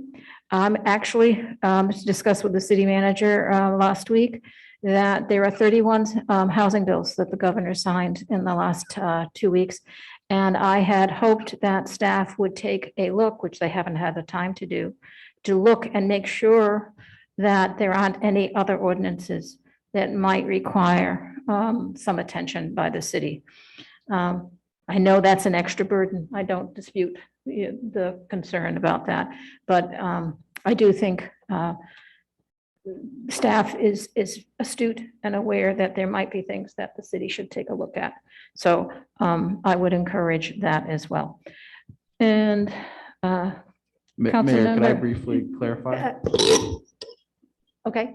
I understand the process. This is my feedback to staff. I list out some specific points that concern me, but I am supportive of going forward with pursuing an urgency ordinance. I didn't hear you say that, so thank you for that clarity. I'll go to Councilwoman Landry and Vice Mayor. Yeah, thanks for that clarification, Sergio, because you started out by saying you weren't going to support this. So thank you for that clarification. So as I mentioned about the flag lot, so because we're discussing you preparing the emergency ordinance, the couple things that when you come back, the diagrams are going to help tremendously. And this whole thing about whether it has to be a right angle to the street, if you look at the majority of our streets are all 90-degree to lots to start with, but there are curves on the street and cul-de-sacs, and there is language in there that talks about the radius of the circle and where the line falls. So not every lot has to be 90 degrees if it's on a curve. But so that's something on these diagrams, have a square lot, a pie lot, so we can see how this works out. And then really show the 4-foot setbacks and go down to the smallest lot and show what size house you could have, because you're not going to put a 1,200 square foot house on a 1,200 square foot. Ain't working because you got a 4-foot setback. Then the other thing is this 30-foot minimum frontage. I had pointed out to you a project on Burroughs where there was not 50 feet to start with, and the house was long, and the only way to get the second lot was this flag, the pole of the flag kind of thing. So can you come back with the evaluation of that 30-foot frontage? Because I think that's what a couple of the speakers were discussing, was this split of equal and the 30-30. You may want to have one that's 20, 140, or even down to 10, but when you go down that low, if you have a flag lot, does the pole of the flag count to the 1,200 square foot, or is it the rectangle at the end? So that, to me, is some of the clarifications in the ordinance. But I think what you've presented so far, I cannot imagine you're proposing something that doesn't meet. The lawyers have looked at it, the city managers looked at it, so I can't help but think this is going to comply with the state law. So thank you. Vice Mayor. Yeah, thank you. I think I'm on the same train of thought as the mayor and maybe others here. There are times when we always look at the risk of litigation. There are times when we reconsider, we reevaluate. But in this case, I take advice from our own city attorney. So is there any comment that the city attorney wants to make on the appropriateness of the action they're asking us to take today? Well, I think what the planning department's asked you to do is allow them to investigate the best way to go about drafting an ordinance that will comply and create predictability within what's legal, using objective standards to be able to implement. So this step, in a sense, is benign, and that it authorizes them to move forward and do the heavy work to come up with that ordinance. Exactly. Okay, thank you. I'm supportive as presented by staff. I just want to make a follow-up comment, which is that I'm sorry. I would urge, it sounds like staff very understandably hasn't had a chance to look at all of the new legislation. So I would urge that as part of the review process that we look at that, because some of that I think impacts this discussion. And so there are things that may have been compliant under previous laws that could potentially be a risk under new legislation. So that would just be my advice. Councilmember Bybee. And I just wanted to say that I do support moving forward with the draft ordinance, obviously to be compliant with state law. And again, my concern about the staffing, and if it's necessary to get a temporary person in to assist with the drafting of the ordinance, I mean, I would totally support that as well. So I just think it's important that we be consistent and have information for our citizens who are going to be affected by this legislation. Thank you, Councilwoman Bybee. I appreciate and concur with your comments just then. we do have an obligation to our community to help them understand the magnitude of some of these new pieces of legislation. And staff is aware that I have previously stated, I think publicly, that if new additional staff, consultants, whatever is necessary to meet the workload, because it's a heavy burden and having lost staff made it that much more so. I am completely supportive of getting the staff necessary. We don't want people burned out at 24-hour workdays. Okay, okay, and then thank you, Rob. Good info, and then you're on a roll tonight. All good stuff. Thank you. Let's see. I will move the council direct staff to prepare an urgency ordinance adopting interim text amendments to the Campbell Municipal Code zoning and subdivision and regular ordinance adopting long-term amendments to the Campbell Municipal Code zoning and subdivision to implement Senate Bill SB 9. Second. Council, Vice Mayor Resnikoff, and a motion, I will go with Councilmember Lopez, I heard. And may we have a roll call? Mayor, was that a second or a question? Because I wasn't sure. Oh, I thought that was Okay, it. okay, I thought maybe you had a question. So, thank you for the clarification. We have a motion and roll call, please. Councilmember Bybee? Aye. Councilwoman Landry? Aye. Councilmember Lopez? Aye. Vice Mayor Resnikoff? Aye. Mayor Gibbons? Aye. Thank you very much. You will have a voice left at the end of the evening, I'm sure. Okay, we are now moving, as stated earlier, we are going to take item 12 next and then conclude the meeting with item number 11. So item number 12 is the extension of the declaration of local emergency and authorizing remote meetings. This would be a resolution with a roll call, and it is recommended that the city council adopt a resolution extending the September 21st, 2021 city council proclamation declaring the existence of a local emergency resulting from community spread of COVID-19 and authorizing remote teleconferencing meetings of the legislative bodies of the city of Campbell until November 18th, 2021. And I think the city manager is going to make this presentation. Yes, thank you, Madam Mayor and members of the council. We've been discussing declarations of emergency every 60 days since March of last year. And the staff report delineates the many times that we've done that. That's required under the government code that we consider that declaration every 60 days and it's renewed, and the council has done so. As part of those declarations during the past year or so, the city has been operating its meetings in a remote fashion. Under the governor's order that temporarily suspended the provisions of the Brown Act that allowed the city council to teleconference, as we've been doing and many cities have. The format you see tonight on Zoom was the format the city's been using for many months. Tonight happens to be the first meeting. The council's back live in the chambers. And the real reason that we're considering this declaration of emergency tonight isn't because the emergency needs to be extended. It's because of AB 361 that was adopted that requires, if we're going to continue to meet remotely using Zoom or other teleconferencing systems, that we renew that declaration every 30 days. On September 21st, the council did declare an emergency, and as part of that declaration, we included some recital that allowed the city to continue to meet remotely.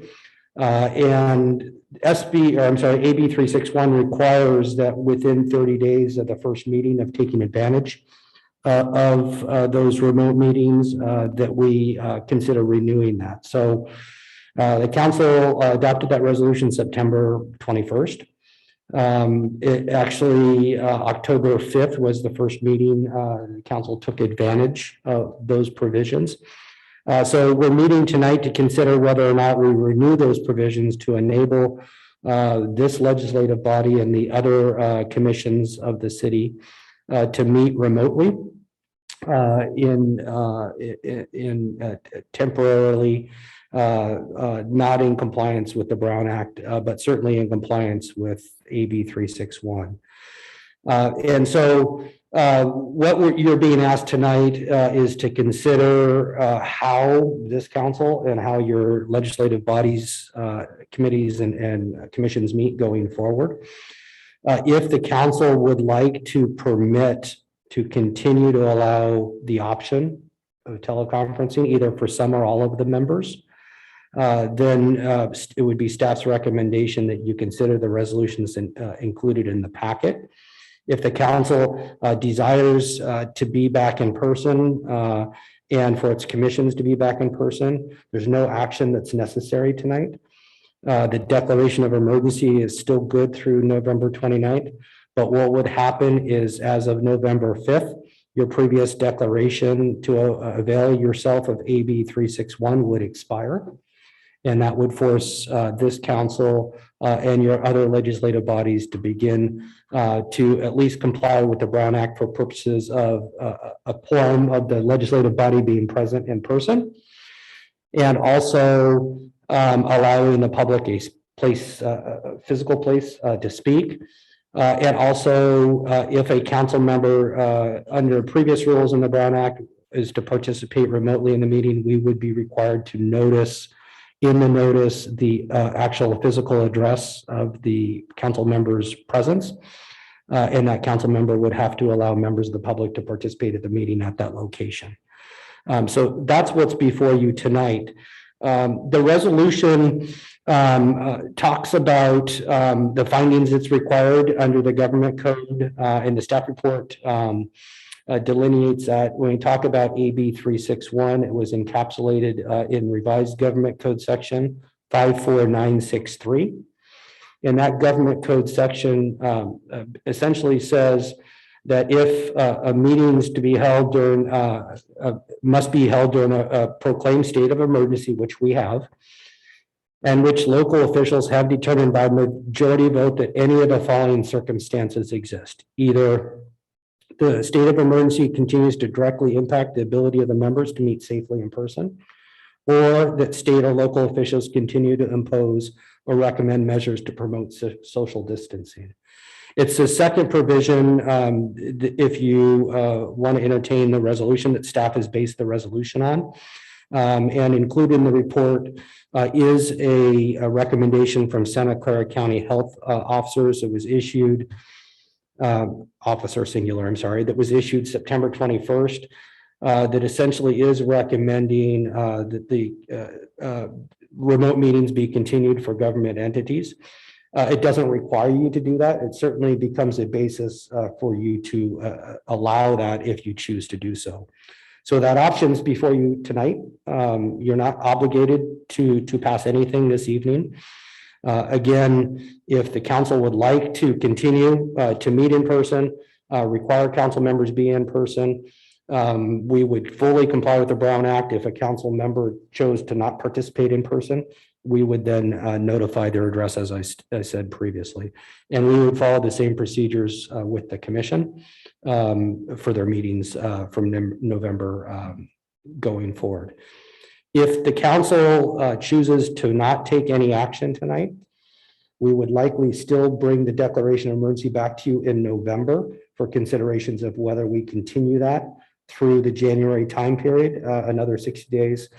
For reasons that are stated in the report, there's accommodations the city has made for businesses to operate in their parking lots, to operate outside of their businesses. Those are tied to your declaration of emergency.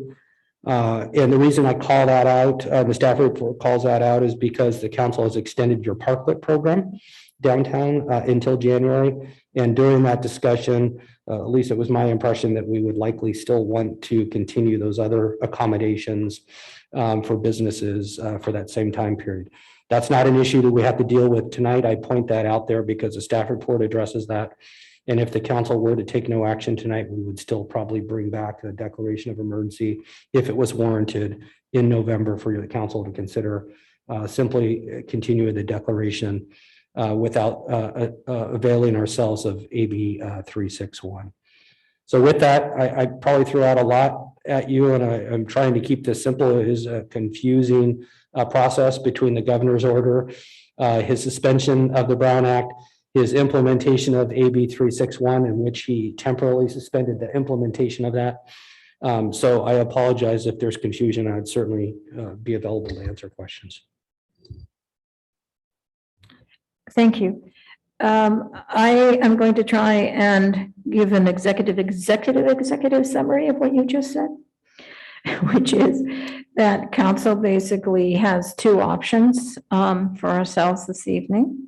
One is to not extend the declaration, which would revert us back to full Brown Act. And the second one is to extend it, allowing hybrid meetings. But perhaps more importantly, to understand a nuance is that under the don't extend, all meetings are in person with no exceptions.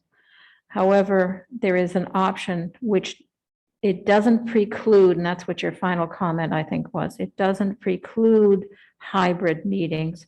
It just means that anyone who doesn't attend in person has to post their personal address, and that the board that's holding meetings here has to have a quorum physically present. Those are the highlights of what we're getting at. You brought up the side issues of extending the general state of emergency due to other situations such as the parklets.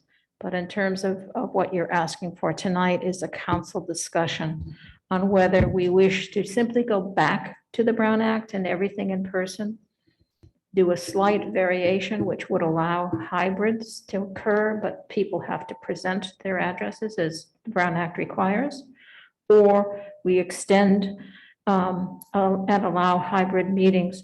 And the main issue for that would be, I think, do we want to meet physically in chambers ourselves, and are any of the commissions wishing to do so?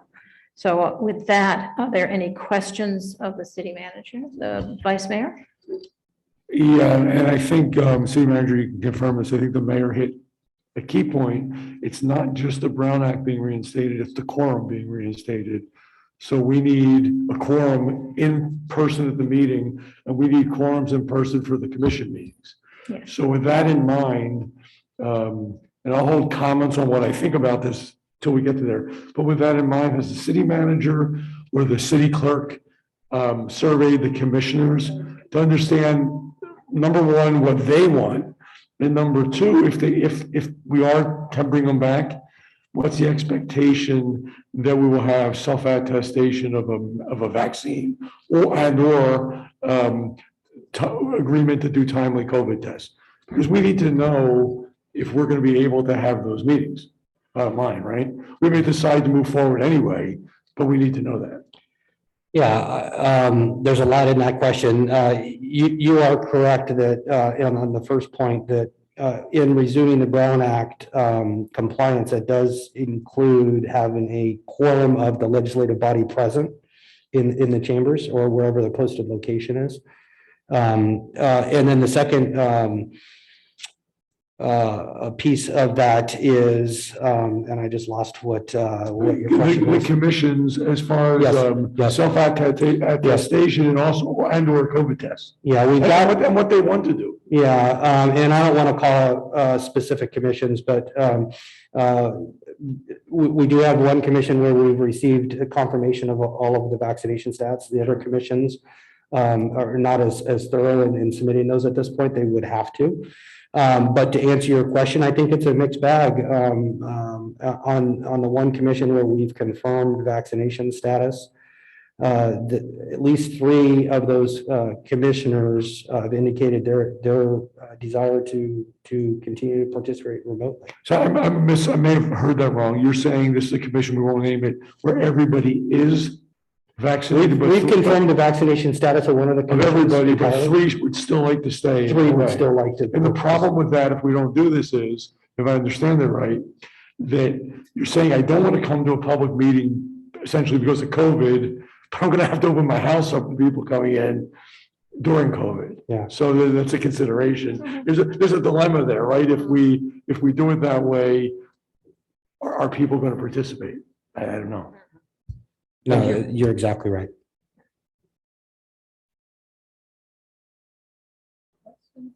Yeah, just questions. Questions? Okay, we will open the public hearing for this portion of the topic. And I don't see, do I see anyone's hands raised? I see attendance. I do not see anyone's hands raised. No, Madam Maker, no speakers. Thank you.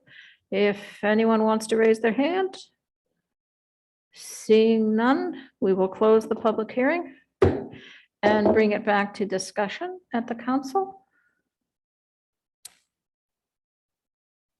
Well, yeah, I'll just, is your hands up intentionally or left over? Go ahead, Councilmember Lopez.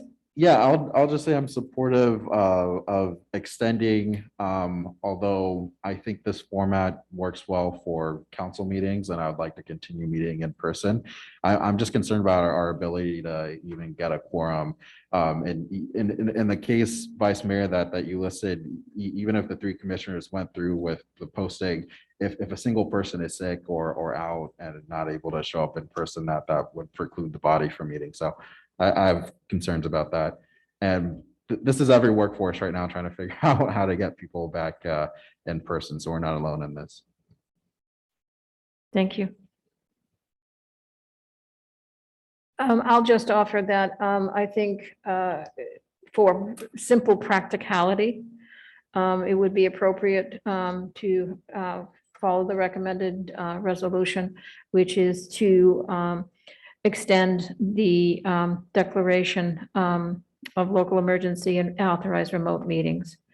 It doesn't preclude groups from meeting in person, but it makes it more doable if there's a problem with a quorum in our chambers.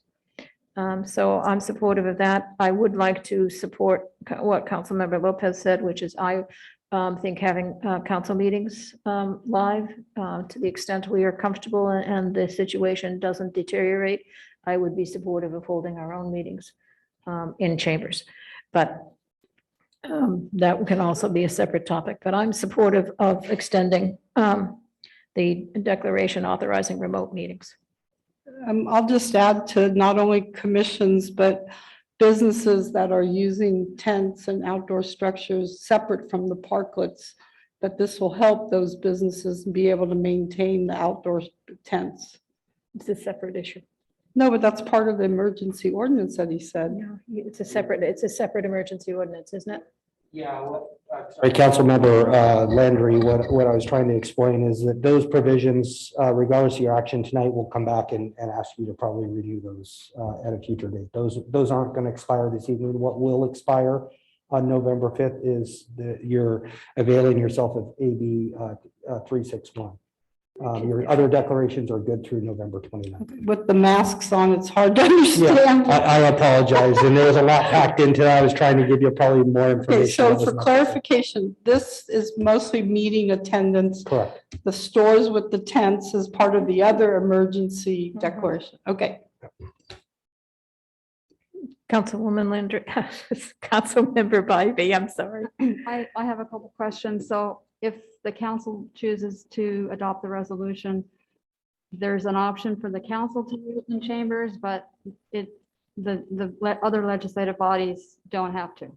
I thought it was if the council chooses to meet in person in chambers, then it applies to all the legislative bodies, that you can't have a hybrid situation.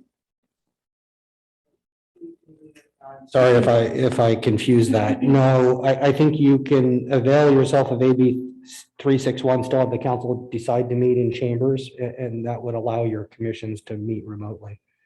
If that's the council's desire, we'd want the council to give us some indication your desire to want to meet in person. But because you're meeting in person, wouldn't require the commissions to meet in person if you pass this resolution. So we would have to then to adopt a resolution that would ratify the state of emergency by the two bullet points that say the state of emergency continues to directly impact and that we have to, the state protocol is requires social distancing. Correct, And we would have to come back every 30 days to reinstate this. correct.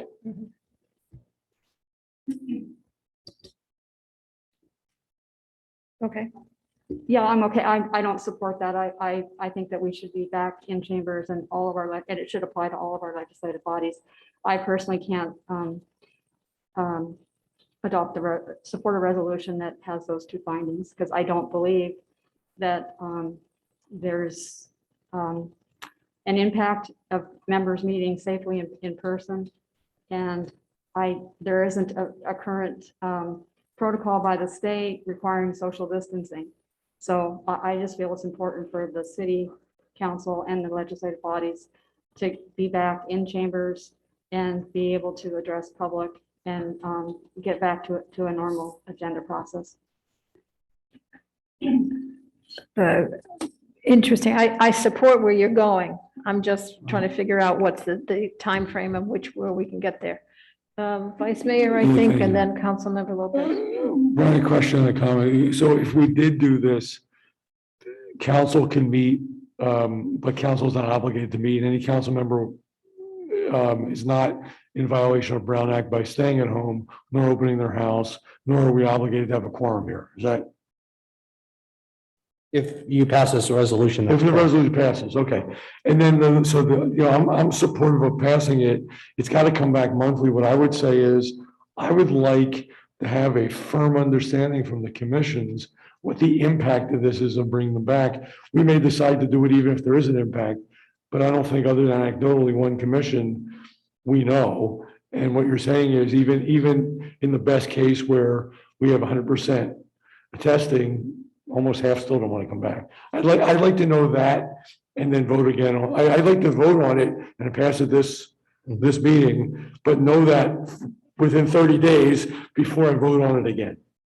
If that And makes sense. that's fair. We'll survey the commissions if the council passes. We should know the impact, and council may decide to have you come back starting November, whatever, December, whatever. We need to know what that means. But I'll support it today.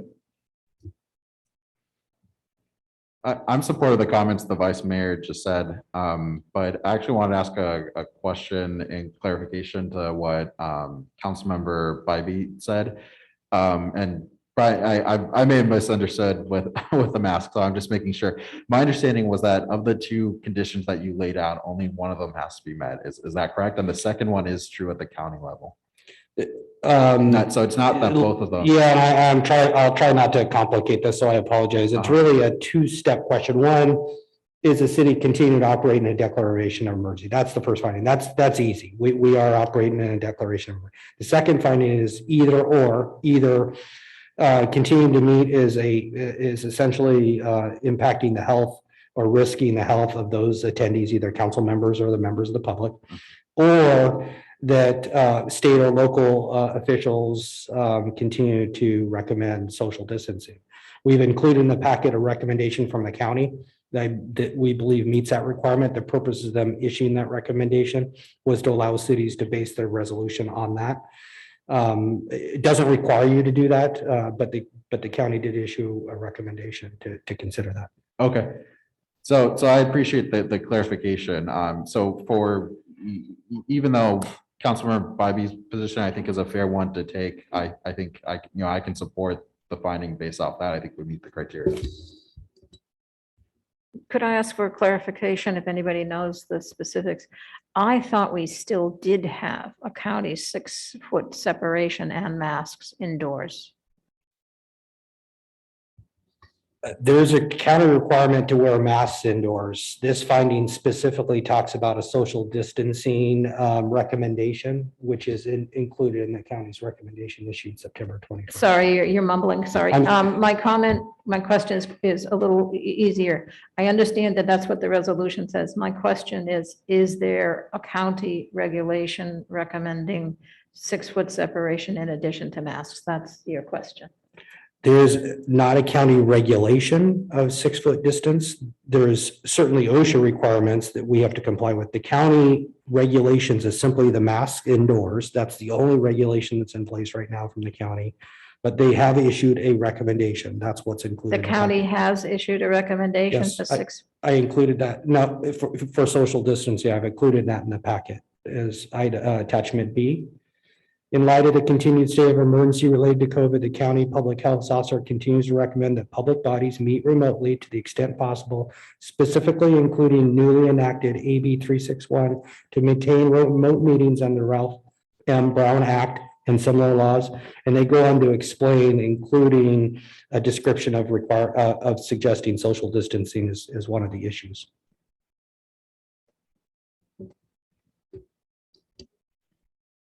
Yes, I have a Councilwoman Landry.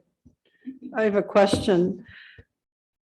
So do we require attestation of a vaccine or a test? And does the test have to occur the day of the meeting? If I can, Mr. Manager, if I can answer that one, just 1 second. So for our boards and commissions is what you're speaking of. Boards and commissions are required to follow the employee regulations. They're considered volunteers for our city, and they're all required to follow the same testing, vaccination requirement that city employees are required to follow. So we provide a proof of vaccination. In this case, they've signed, county boards and commissions have signed the attestation form provided to us by the county. If they have not done so, then they're going to be required to test the week of the meeting. Just like we would any of our city volunteers, they provide a negative test to us prior to coming into a city facility. All of them will be required to wear masks, regardless of vaccination status. And if I may not have been able to update the city manager on our status of that process, through all of our boards and commissioners, there's probably 35 to 40, if I'm estimating correctly. We have confirmed vaccination status. I'm going to say I have less than a handful that I need to follow up with at this point for their vaccination statuses, but none of them are in the building. And so that decision is dependent upon the adoption of the resolution. So we'll have a little bit of work to do after the adoption of the resolution, depending on how council moves. So you said there's about 40 of all the commission members and only a handful, meaning less than 5, are not have not signed the attestation form. I'm not going to say that they're not vaccinated, but we still have to follow up with the paperwork. So it could be that they are not, but they'll agree to the testing. Potentially. Right. So, okay. but they're considered So there's a hand- volunteers, and so they're subject to our employee regulations. Thank you.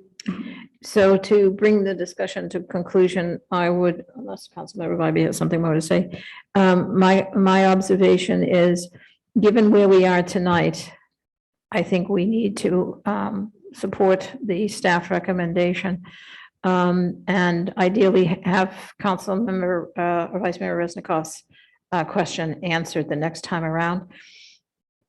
But I would offer that I support what Councilmember Bybee has said. We need to be open for business. And I mean, City Hall isn't really open for business yet with the doors locked. We need the council and commissions back. Other cities have councils and commissions back. So I hope at the next meeting that we can move forward with a full open back to dais. I can see where one commission with 7 people will have to be spread out a little bit differently, but that's doable.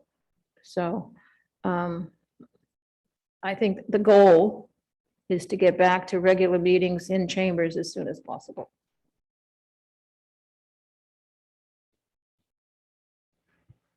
So I'd be happy to make a motion here that the council adopt a resolution extending the September 21, 2021 City Council proclamation declaring the existence of a local emergency resulting from community spread of COVID-19 and authorizing remote teleconference meetings of the legislative bodies of the city of Campbell until November 18th, 2021.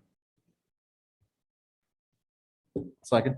I have a motion by Vice Mayor Resnikoff, a second by Councilmember Lopez. May we have a roll call, please? Councilmember Bybee? No. Councilwoman Landry? No. Councilmember Lopez? Aye.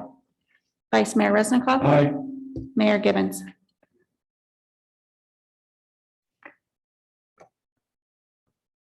Aye. The motion passes 3-2.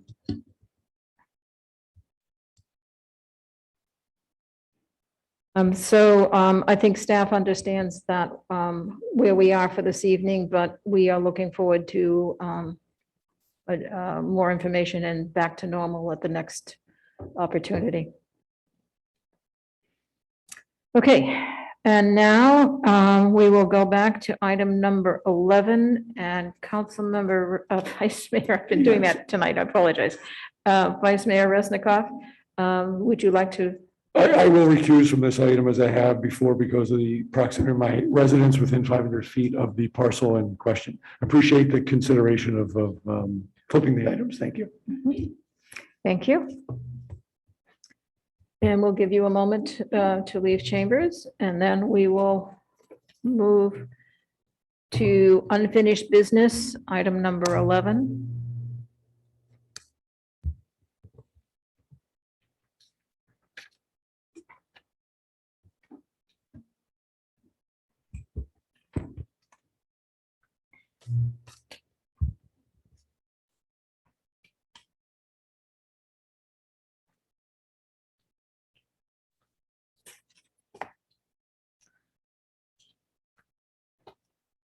Too late and too many pieces of paper, sorry. Okay, unfinished business, item number 11. This is the authorization to amend the consultant services agreement for LPA Inc. I'm missing it, sorry, thank you. For the LPA, increasing the contract amount by $1,399,985. This is a resolution roll call vote. It is recommended that the city council adopt the attached resolution authorizing the city manager to amend the consultant services agreement with LPA, increasing the contract amount by $1,399,985 for the preparation of design documents and associated services related to the construction of the new police operations building. And the presentation is by Public Works Director Todd Caperso. Thank you, Madam Mayor. This feels very strange, but it is nice to see everyone, so appreciate that. As you correctly stated, this is all about the LPA item and our design services related to the police building. So as the council and community know, we have been working collaboratively, council staff and stakeholders on moving the Measure Road projects forward for the last several years. More than a year ago, with council approval, we hired our pair of consultant architect firms for each of our two projects, and LPA Incorporated was selected for design services related to the PD building. Council approved a contract to begin the design work in May of 2020 with LPA, and with the project delivery method still uncertain at that point, the scope of the original contract went through the design development phase. Having completed the schematic design and design development earlier this year, in August, the council was asked to select the project delivery method for the police building project. It was determined that the delivery method would be the traditional design bid build methodology at that point. With that in mind, staff requested a revised scope of work proposal and accompanying fee proposal to complete the design process from LPA. LPA had submitted a proposal that includes the completion of the construction documents with appropriate check-in points, provides support through the bid process, will provide construction contract administration, will provide for the management and support of procuring the FF&E related to the police building, and will complete the redesign work associated with the North First Street parking lot that was discussed at the most recent meeting. The total fee proposal, as mentioned by the mayor, is $1,399,985. In reviewing that and looking at the attached scope and having some further discussions with our consultant, we have identified a couple of items that do need some clarification. So it would be important for us to note that the reference to the preparation of demolition drawings would be excluded. That needs to be corrected. We also need to update a couple other exclusions to better reflect the scope of the remaining work. So there was a slight inconsistency between the work and essentially what LPA uses in their boilerplate language. So Again, there's one reflecting with the demolition drawings and one that actually has to do with a couple of other minor inconsistencies with the scope. And also recommend that we would include the most recent schedule that was presented to council as part of the design development presentation in September of this year. The highlights of that schedule are that the construction documents would be completed in January of 22. The council approval of the plan of the plans and specs would come in April, I believe. I think I neglected to write that date down.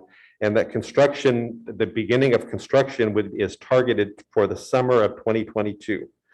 However, we should also include a provision for change that could be based on either council or staff direction. So those would be the highlights of what we'd like to get updated. And with that, both myself and the city manager are here to answer questions. Thank you very much. Is the consultant also available? Oh, yes, my apologies. I do see that that Jeremy Hart of LPA is on the line still. I knew he was on much earlier, but he appears to still be there as well. So my apologies for not introducing Jeremy. Thank you. And do we have questions? Councilwoman Landry? Yes. Hi, Todd. Hi, Jeremy. Okay, so I had a lot of questions about the demolition. So you're clarifying that they will show demolition of existing structures? Because that says they will not.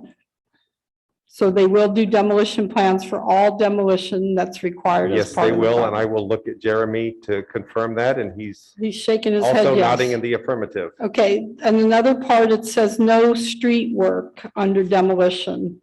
So there will, because you're cutting into the street. So the limit of work line is not the property line that states it is. This will now be whatever the limit of work utilities out into the street. Yes, but the clarification point, and that was one of the clarifications that I didn't go into great detail on, but clarifying that the limit of work is property line except for utility connections.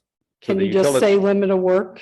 Yes, Okay, and the contract language is going to be corrected for these comments. that right? is correct. Okay, on page 2 of 4 of LPA's CDs, there's nothing in there about preparing operations and maintenance manuals. Is that something we normally ask people the consultant to prepare? Basically, we want to know how to maintain the equipment that we're selecting, or the carpet or whatever. It doesn't say anything about O&M manuals. Yes, that's a good comment. Let me see if I could bring Jeremy in to weigh in on that. I know that we did not specifically call that out, but that is typically done with large capital projects. Well, and I think on this, we need it for Yes. large project. Okay, and then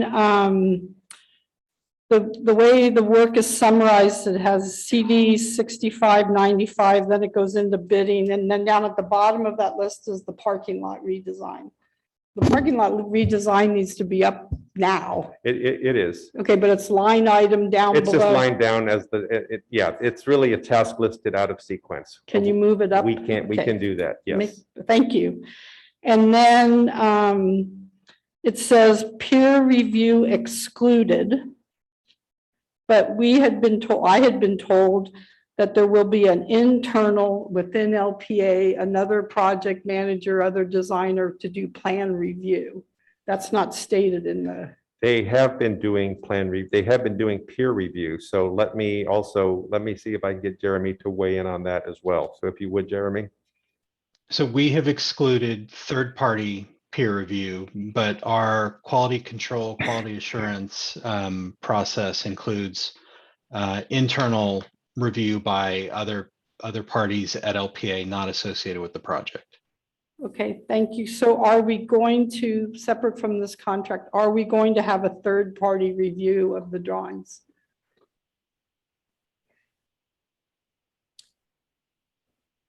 Yes. Thank you. Good Yes. answer, Todd. Yes. I just wanted to make sure, I mean, they come at different points in the process though. So we are working with with Rob and Bob Lennon on how to sequence the third-party plan review that will be done independently. And so we're moving forward with that. And so, yeah, that's separate from what Jeremy is referring to, but the short answer is yes. I just wanted to explain what the difference is. And then do they need money in there for coordination for that third-party review? On our end? No, on Jeremy's contract, it No. says he does not need any No. time in there. No, we will need money on our end to pay the external third party Right. though, as we go through building. Okay, so the scope is confusing, so thank you for clarifying with your comments. The schedule, there was none, so you're clarifying that we go back to the previous schedule from September. Correct. But it doesn't address the fee, so the question is, it looks like there's about $35,000 left in the existing contract. Does that get rolled into this contract, or where's that 35,000 go? Because it says in one spot, it says they're done, but then there's money still left over. Yeah, so that's kind of an interesting question that is not just based on the status of your contracts, but is also kind of based on our internal finance system, to be quite honest. So when we do the amendment, the contract amount increases by 1.4 million. So in theory, the unspent money, which was only to be used for reimbursables or for specifically assigned additional work, that money remains available. But we're essentially doing a second transaction to kind of create, this is more from the finance side, and I know Will's gonna look at me funny in a second, but we'd be creating a second purchase order. So you'd have a second purchase order, so to speak, of 1.4 million, and you still have the initial one. So that those funds would still be available, but again, only to the extent that we could identify specific additional work or pay for specific reimbursables. If those do not occur, that money does not get spent. Okay, and I didn't see in there, but are they responsible to pay for the printing of the sets? Because that could use up your reimbursable right there if they. It could, yeah, that's true. So that could be We coming. typically would reemburse for that expense, So if they had to print the 100% plans, they can Yes. use that for $35,000. Why is it 1,399,985? Why isn't it just 1.4 million? Come on, guys, $15, that's like 5 minutes of your time. That drives me nuts. Okay. I did not see anything in there that says there's 2 bid packages, because you've got phase 1, the new building, and phase 2, the renovation. Does this include 2 bid packages? No, it's a single bid package with phasing. And if you'd like Jeremy to speak more on that, he can. We're not bidding these out separately. Yeah, so the work would be bid to one general contractor, but the work would be phased. So it's not like you'll have a different entity come on site to do the second phase. It's the same general contractor managing and sequencing that scope of work for Okay. both the new build and the renovation. Okay, so 2 phases, 1 contract total. Correct. And then it says there's 78 weeks for construction observation. But is that including the 2 phases? I It believe seems so. like 78 weeks is not enough. So our estimation is that it is approximately 18 months for a course of construction. And so we've allotted for 78 weeks for the construction administration services. We won't know the actual construction schedule until the project is bid and a contractor submits a construction schedule. So we've put an 18-month in there. If the council believes that an 18-month duration doesn't seem like it's long enough, then we can discuss what appropriate length that we should accommodate in the contract.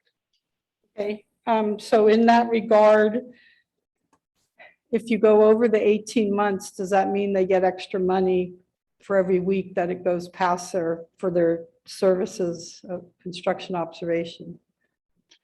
At the end of the 78 weeks or the 78 site visits, we would want to have a conversation with the city about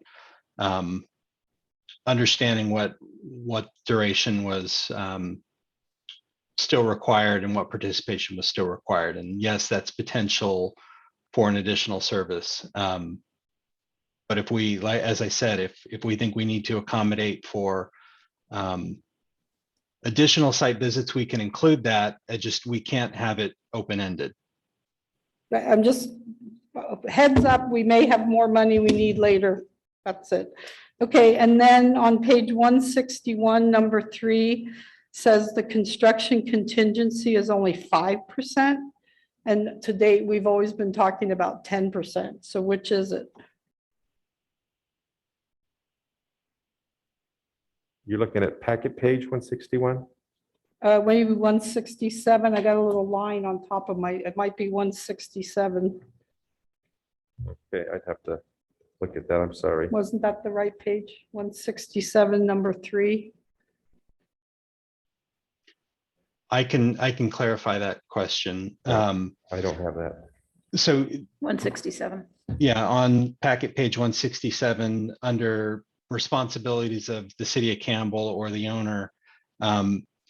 Again, this is some boilerplate language that we have in our contract. It recommends that we have, or we recommend that an owner carry a construction phase contingency.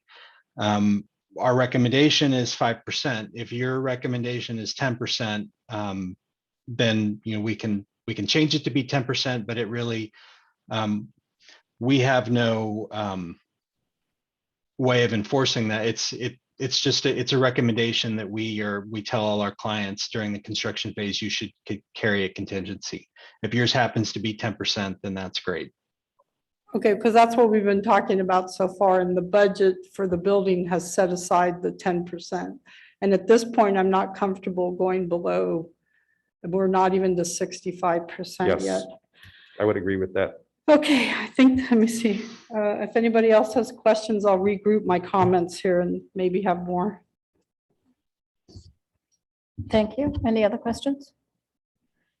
So I do have questions, and my questions are typically me. They have to do with the scope, the schedule, and the budget, and I'm reverting back to contract language, because as you all know from the very beginning, I've had significant concerns about the interpretation of the contract deliverables and work.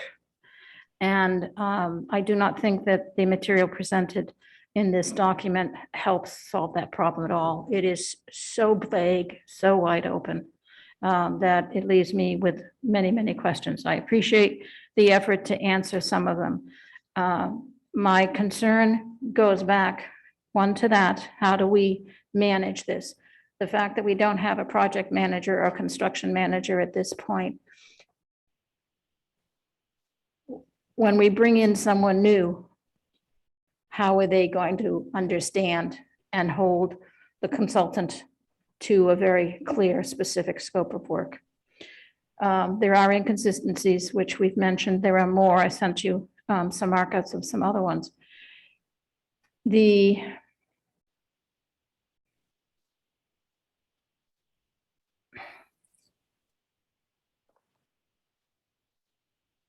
concern I have of all of these comments comes down to money. I've said, is this in the budget? Is this in the construction budget? Is this in the construction budget? Because I am significantly concerned that the estimates being presented aren't comprehensive enough for us. And we're going to get hit with unexpected. The bidding climate is dangerous enough for us. Never mind not having a good cost estimate. So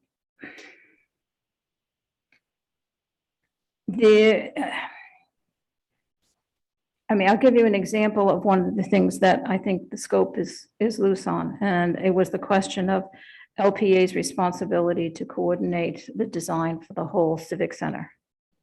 And we talked about landscape and lighting, looking at the civic center as a comprehensive entity. And the answer came back that they checked with the library team, or someone did, and The library isn't planning on exterior lighting other than at the building and isn't doing signage. Therefore, all they're going to do is coordinate landscaping. That's not what we want. What we're looking for is a comprehensive solution for the Civic Center, which would include site lighting, which would include lighting on the parking. We have the issue of lighting for pedestrians walking from here in the rain and at night over to the proposed parking lot. There's a lot of things like that that I consider my classic. What's the comprehensive total solution for this project? So to me, their answer and their documentation doesn't help a project manager come in and figure it out, and it isn't covered in the cost. Councilmember Bybee, Councilwoman Landry asked the question about the limit of work, and their contract says it goes to the property line, but the drawings show a limit of work line, and it varies between disciplines, and they'll get that sorted. But if you're bidding it, you bid it to the limit of work. You don't bid it to the property line.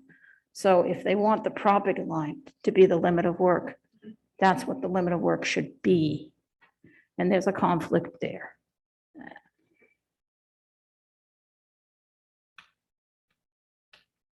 The question I had is the whole discussion of owner furnished, owner installed, owner furnished, contractor installed. That's not covered well. There are bits and pieces, but it doesn't really talk about that. I'm thinking specifically about the emergency operation 911 center consoles. Okay. How are they responsible for coordinating the power and data and everything for that? How is that in the bid document? So it says they will assist the city. There's a lot of language. We will assist the city. Okay. Is that what the city really needs? I know it's hard to say without a PM or a CM, but Well, honestly, I think it depends if it's owner furnished and contractor installed, or if it's, I'm agreeing with you. well, but that's part of the issue, is that we're not going to show things in here specific. You don't show specific call outs necessarily for things that the owner will furnish.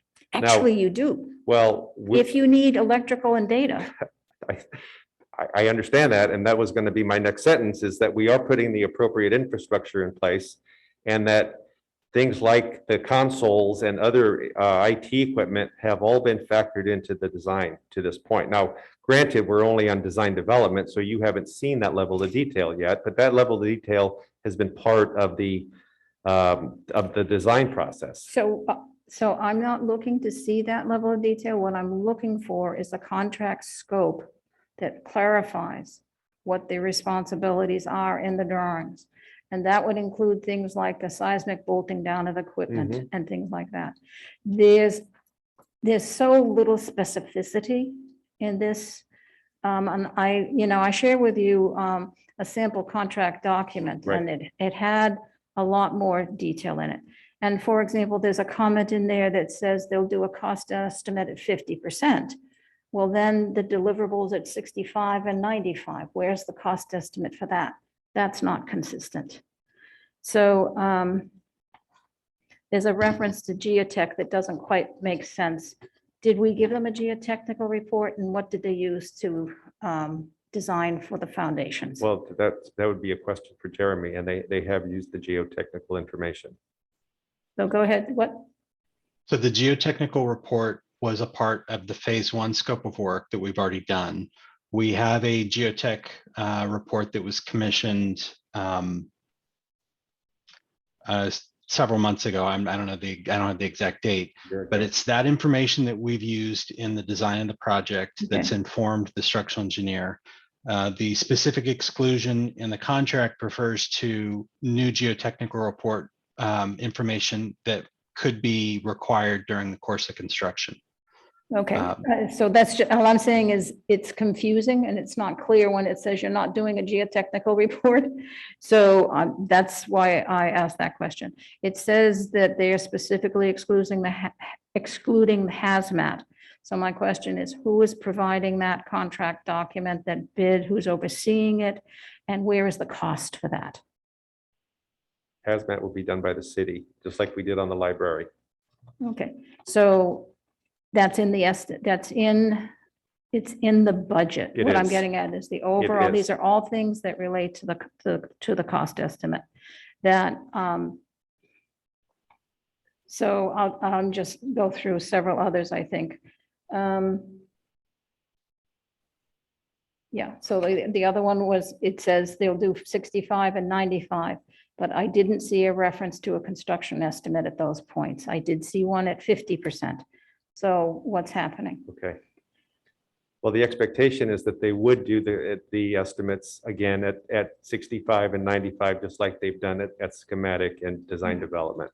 Okay. And you're saying that that's not specific It's enough? not specifically called out, and Okay. something different is called out. Okay. And so Jeremy, my question has been to staff that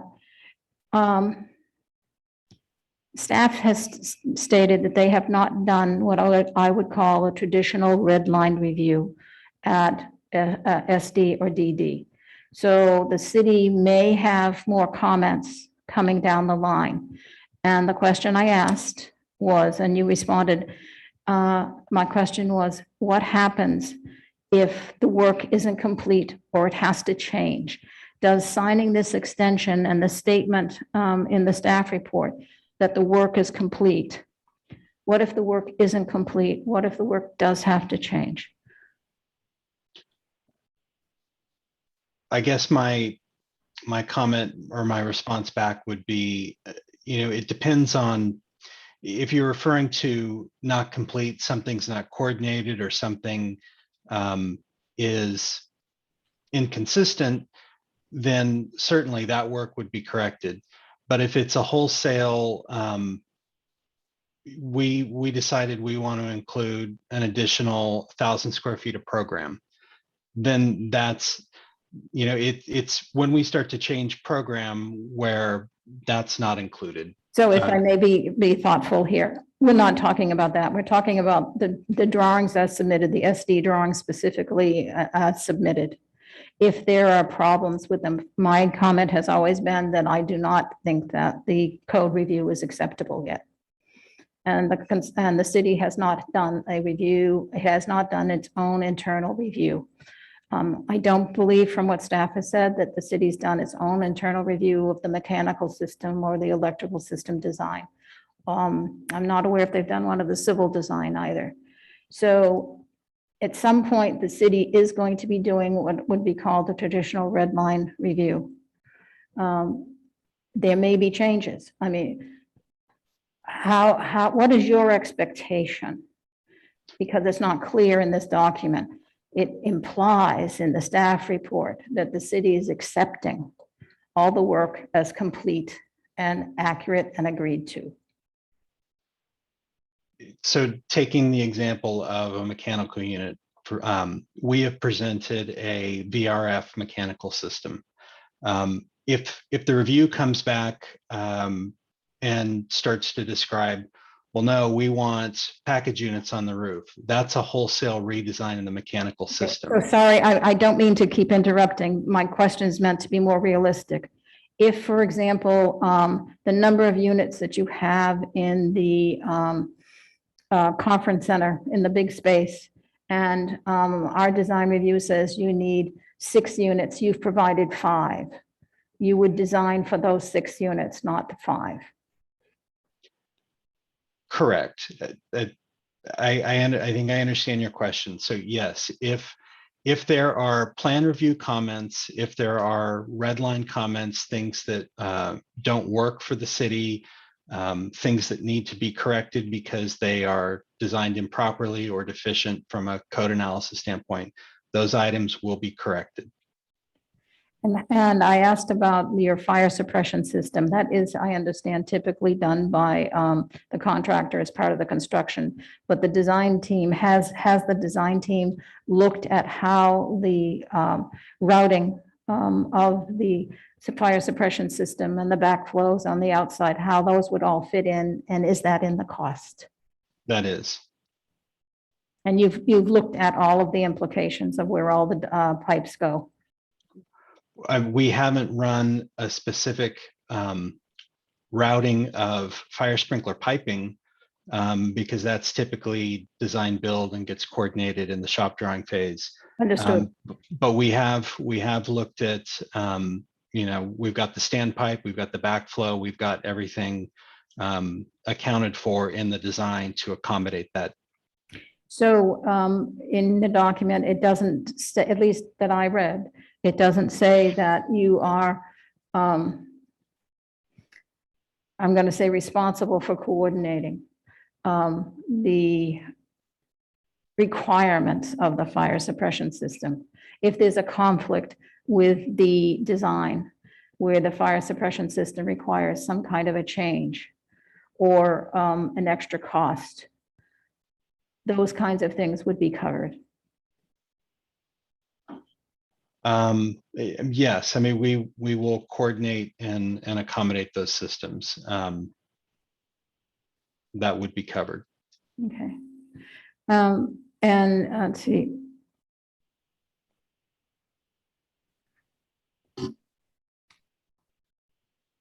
I have, in a sec, I will, I understand you don't want to leave the construction time frame open of the 78 weeks. The contract doesn't reference phased documents. It doesn't describe what the implications of the phased documents are.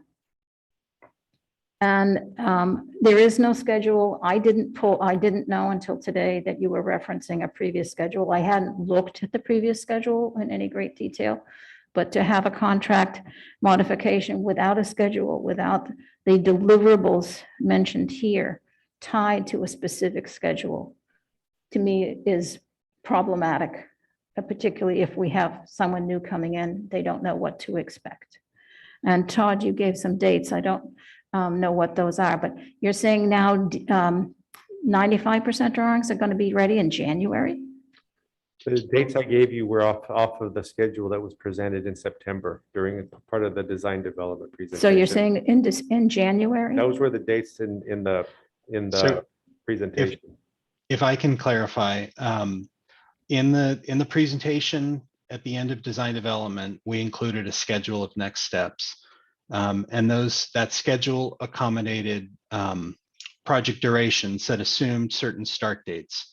So we are comfortable with the project durations that were listed in that schedule.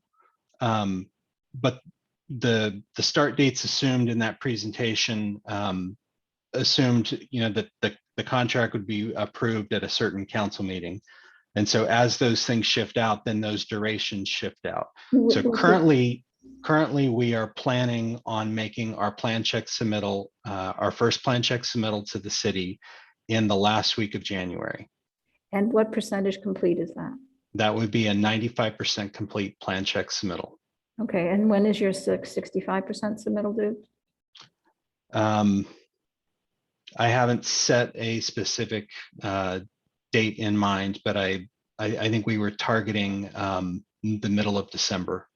Okay. So my question again goes to staff is how does that fit in with staff's commitment to doing a red line check?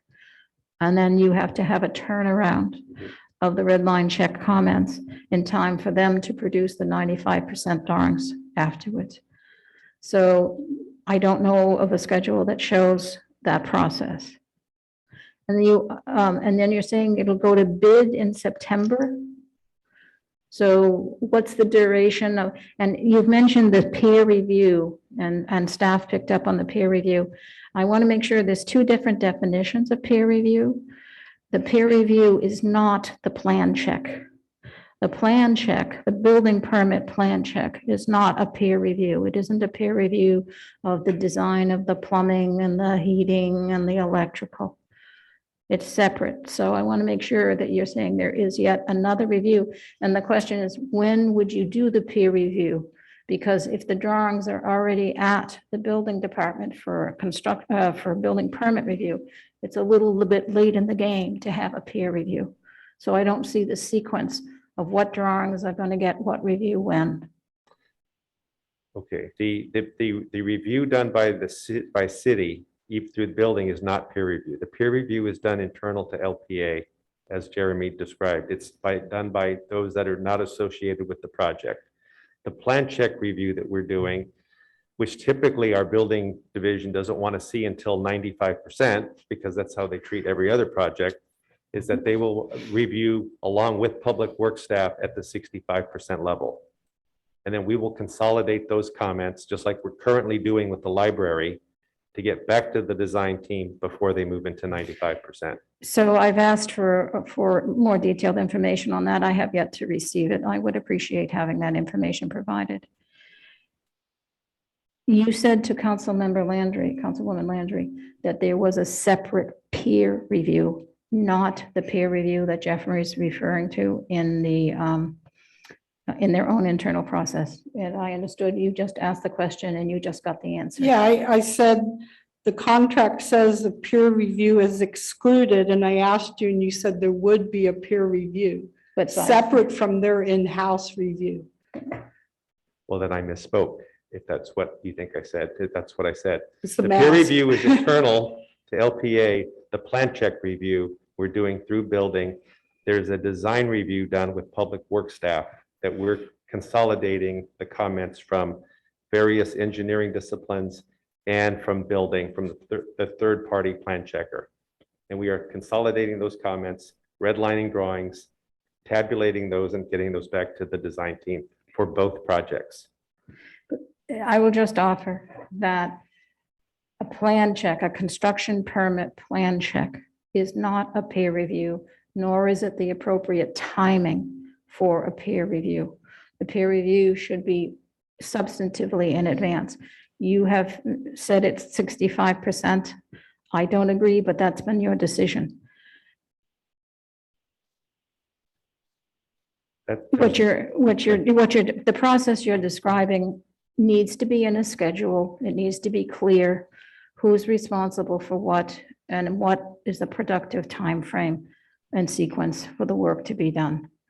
And it's the scope of work and the schedules don't provide that. And the information that we have here leads me to continually question what's in the cost estimate and what isn't in the cost estimate. What does the city need to cover? And what is the contractor going to cover? So you need to have a tight scope of work and a schedule to go with it. Okay. I had a different understanding of what we were bringing back to council, so maybe that's on me. You have, I'm I sorry. had a different understanding Of, the direction that we were given in September, which was to move forward with the contract amendment. an accurate, correct, and Well, the comprehensive contract amendment contract. would not typically address the work that the city's going to do separately of the contract. No, okay, so let's be clear. I'm identifying to you from the very beginning why I was asking my questions and why they were important, because I was finding discrepancies between what their document said, what their document said the city was responsible for, so they do interrelate. Correct. And I was identifying the fact that there are enough gaps that I'm wondering where the cost estimate is being covered. So they do interrelate. No, I understand that they interrelate, but I thought you had an expectation that you would be seeing that today based on your last My comments. expectation is that there would be a schedule that would clearly define the process where all of these steps would be identified of when they're submitting to the city, when the committee is giving reviews, how long the city takes to do the review, how long the consultant needs to implement those comments and get back to the city and complete the next round of submittals. Okay, we can clarify that. That. Okay, I just have doubts. I came up with my other questions. Please. So in one place it says the new project manager is the director of civil and cultural something within LPA. So Jeremy will not be in charge anymore. A new person will be in charge. That is Jeremy. Oh, sorry, I didn't know that was his title. It made Yeah, it sound he- like it was a new He was person. not listed as the project manager in the initial agreement. And that project manager left the firm. That was Kate Connolly. Okay, And so Jeremy, in the amendment, we're clarifying who the LPA project manager is. and he's the director of civil and cultural, whatever it says in there. I believe so. Yeah, I see his head kind of shaking. Yes, okay. Yes, All that's, right, I just was, okay, and then it says that Todd Capurso's the main contact, but we're looking at hiring a construction management firm. So does that make a difference in the language in there? Because to me, that's a It little. doesn't, right, I mean, under ideal circumstances, that's who we'd put in there, but we don't have that person or firm right now. So I'm just, you I get, guess. you get what you get. The question, I guess, is if and when we bring in a construction management company, does their fee change? Will they charge us more by having us bring in a The construction manager? LPA fee? Yes. We will not. I would not think Regardless of so. who we have. No. Okay. And then I just heard something that the library does not have exterior lighting or signage, but they do. So isn't the LPA supposed to coordinate? That was our motion at the last meeting. I didn't see that in the It was scope. this, it was the staff, which is very few of us, by the way, that are on like, we meet with LPA and, well, maybe not lately with LPA as often, but with the Jason group, probably once a week. And Abe has confirmed for us that the only exterior lighting they're doing is on the building. And they are doing they're doing no outdoor signage. They have signage on the building. Well, yeah, they're doing the name sign on the building, but they're not doing wayfinding signage. Okay, so my understanding at the last meeting, the direction was there's signage on the buildings. Correct. Jeremy's in charge of coordinating to make sure they work together. There's lighting fixtures that are at the PD. And the question was, what is library doing? Right. To me, you've got to have some site lighting Yes. in the promenade. So there will be exterior lighting, On, the library. only on the building. How do you get out to the street? They're not changing the exterior lighting that's outside of the building on the project. Maybe we want them to. If they're demoing the ramp, there's got to be some light. Okay, I don't want to get sidetracked, but my I understanding. understand that, but if so, those comments had not come forward before in our meetings with the library. So if you'd like us to take that back to the library team, we can do that, but the feedback that we got from council, library staff, and city staff did not make any recommendations to change the lighting proposal at either the schematic design point or the design development point. Okay, we can debate that later, but the point I'm trying to make is at our last council meeting, we said that Jeremy's lead would be on coordinating things like signage, site furnishing, and lighting. That's not in the scope defined right now. And so what you're telling me is there is no coordination, no need for coordination? I'm telling you that we're trying to facilitate the coordination, but when we reach out to the library team says there's nothing to coordinate on signage and lighting. They're happy to coordinate on landscaping. The signage on the building, though, we want the You mean the two- name sign that says Campbell Library?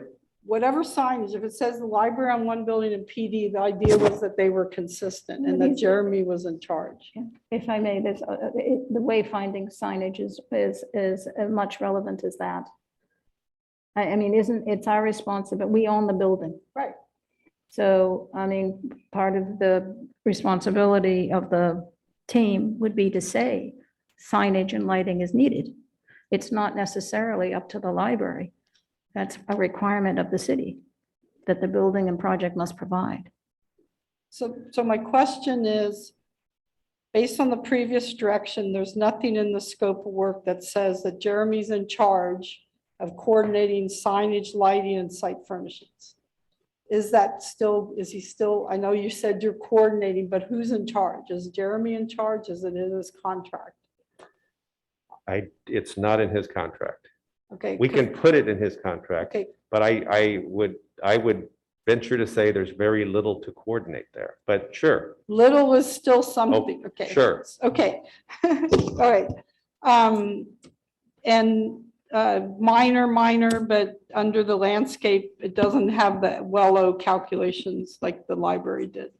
Okay. So that's minor to the grand scheme of all of this.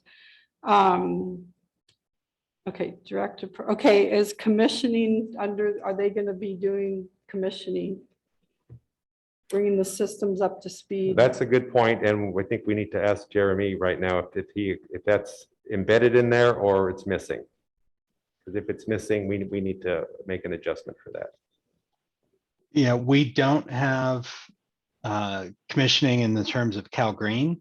We do have what I'll call assistance with startup and operation of the systems, but it's not a, in the true sense, a commissioning report. Don't we want that? Yeah, we want that. So, okay, and let me go back to this code review.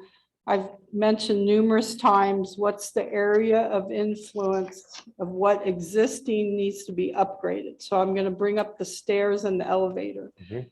Has anybody in staff, building department, building official, said what this area of influence is yet? Not definitively, no. Okay. They would be looking at the 65% drawings to confirm that. Okay, so if, for instance, there's something wrong with the stair internally, is that going to be an extra service then for Jeremy to add that to his drawings? No. So whatever this area of influence they come up with, he has to make the drawings work around that. Correct. Okay, and then, okay, so that answers the changes question. And you had said that standard details are taking a long time, but will the standard boilerplate specs be, are they done already? Yes, those are done. Okay, yay. Okay, so can I just summarize to make sure of, okay, so. I have a couple of comments too. Okay, from my perspective, demolition to be clarified on page 168, page 164, the limit of demolition, what you're demolishing, the modulars are going, structures are going, the limit of work line versus the property line, the O&M manuals, basically those are important so we know what we're going to pay later to maintain it. The redesign of the parking lot is coming earlier and we would have that at the 65%. There will be internal second party review, and then our separate peer review is by our building inspector, I think was the comment. That's not, I don't think that's where we ended up. It's the opposite. The peer review is within LPA, the plan review is through building. So we're not having a separate firm look at systems and do a peer review of systems. We are not. That's part of what LPA will do. Okay. Okay, and then the contingency, construction contingency is going to be at 10%. Correct. Okay, and then the Wello, which is minor, and then this coordination on site features, lighting, signage, whether it's one thing, 5 things, but the coordination is in his scope. Did I get them all? Yes. Covered them all? And you're clear that there's phasing within one bid package? That is correct. And the $35,000 left over is a pot of money setting aside for reimbursables and extended scope of work. But like I said, if they're printing, that could easily use up 20 grand. Okay, Correct. I think those are my main topics. And I have 2 or 3 other questions. One is, what is the solar system and the battery power backup system doing? What's the expectation of the power being provided to the building from the solar system? Is it 50% of the load of the building, 90% of the load of the building? What is the capacity of the solar system and the battery backup? I'm going off memory. I don't have the numbers off the top of my head. But given the size of the PV system and the battery backup that was available within the grant, it's more along the lines of 10 to 15%. Okay, so I would reiterate what I've said before, which is that the definition of the grant is resilience, It's not meant to be the primary, it's meant to provide resilience. The building was intended, we talked about this a long time ago, to have a solar powered system. And then the grant was to supplement that, all of which would reduce the emergency generator. It's not meant to be there for show. It's not meant to be sized for the grant. It's meant to augment the design and operation of the building.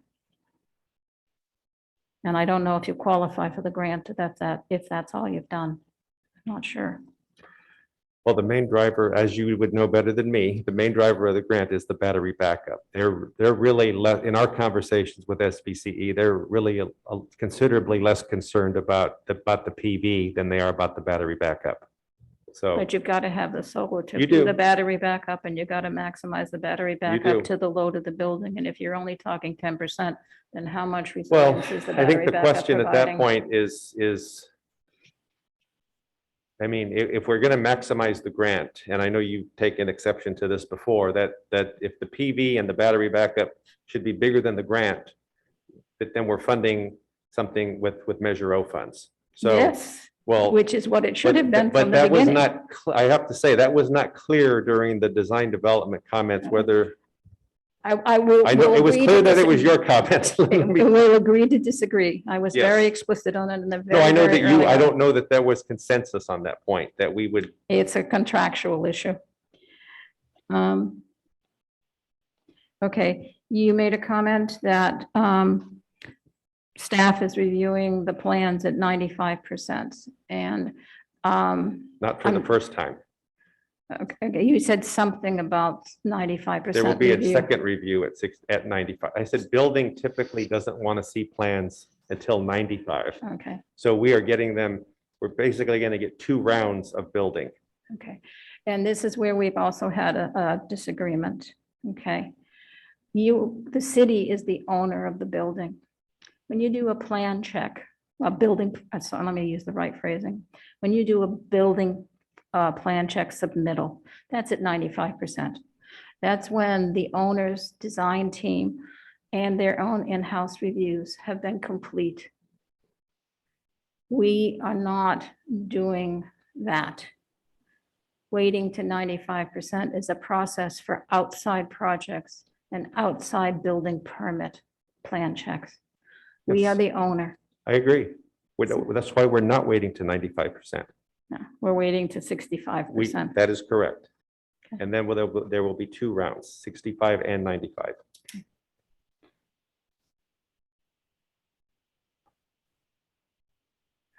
Okay, I will summarize my comments by saying you have my notes, you have my questions. I know this will come as no surprise. I find that the proposed contract amendment is insufficient for the scope of the work. And without having a schedule attached with delineating what the scope of work is and what the tasks are corresponding. I'm not supportive of it. I think there are options to move the project forward, but I don't think it would be appropriate to approve the contract with the documentation that has been given to council at this point.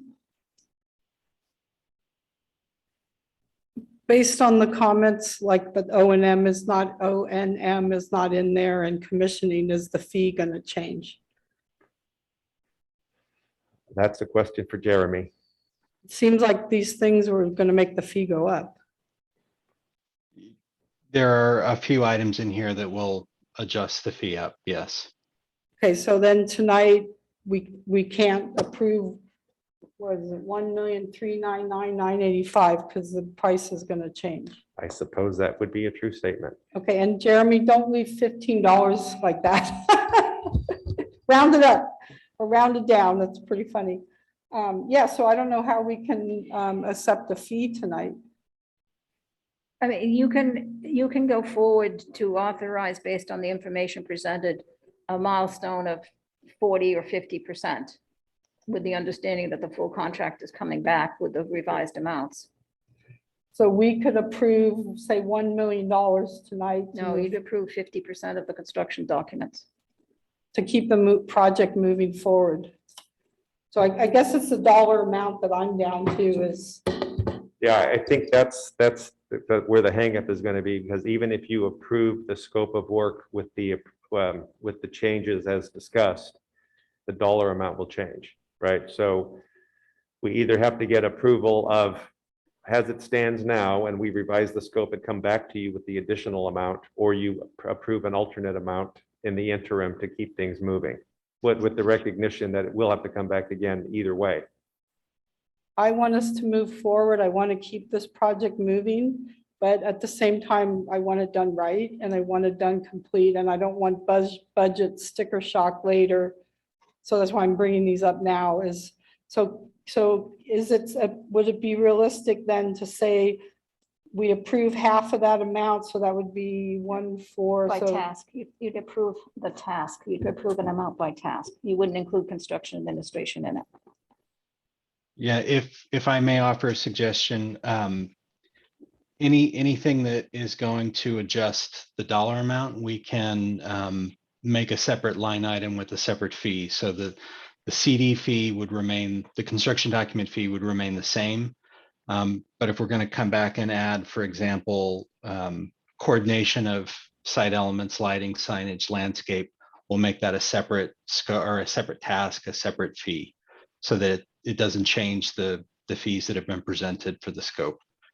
And then further to that, we will make all the contract clarifications that have been brought up. so you'll come back with O&M and commissioning and coordination fees. Is it appropriate then to just approve the construction document money? I want to approve something, Todd. I'll let the city manager weigh in, but I think it might be appropriate to approve as is, recognizing that there'll be another amendment that comes to you. I mean, approve as is with some recommended scope changes. So I don't want to say just as is and we forget everything that we've discussed. Approve with amendments to the scope, as we've discussed with Jeremy, there would be no cost items.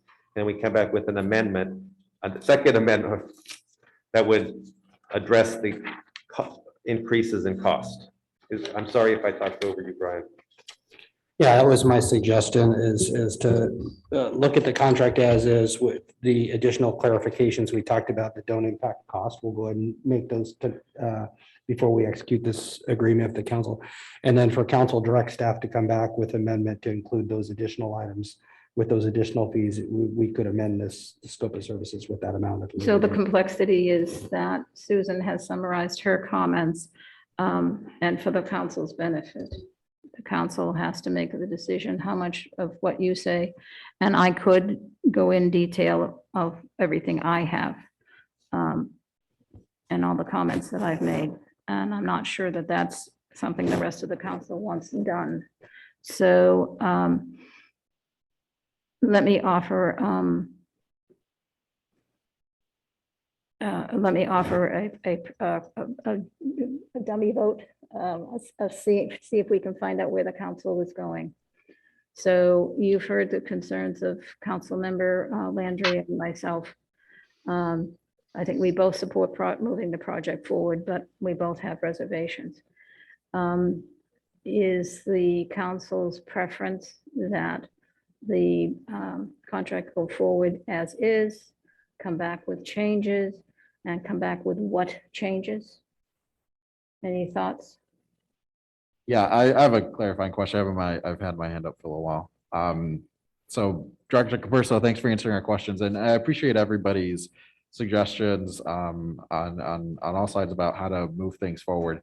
Director Capurso, could you talk through a little bit more the different options and the trade-offs in time and cost if it comes, and you've answered this in part through some of the suggestions, which I appreciate, compared to where we started off, but I'd just like to get a little bit better understanding of that, please. It's difficult, right? Because turn this off and I regretted it. It's difficult to say because under ideal circumstances, we would come back with an amended agreement as per council discussion. And it would take us an extra 2 or 4 weeks, depending on the council cycle. And that's essentially the time that we would lose. Overlay that on the earlier reference from Jeremy about the timing of what he anticipated this amendment coming. We probably lost a council meeting or 2. So we're probably already lost 2 to 4 weeks, depending on your interpretation. And we would risk doing that again. I would say, given our council cycle, it's increasingly difficult to come back at the subsequent meeting, because essentially we'd have to have that work done by Friday in order to accommodate that. So if we don't come back with, I mean, if we were to make changes, amend what you've seen, and I don't mean it from an amendment perspective, but edit what you've seen, we likely wouldn't be back before you until the middle of November. Now, also want to recognize that there are some real issues in here that need to be addressed.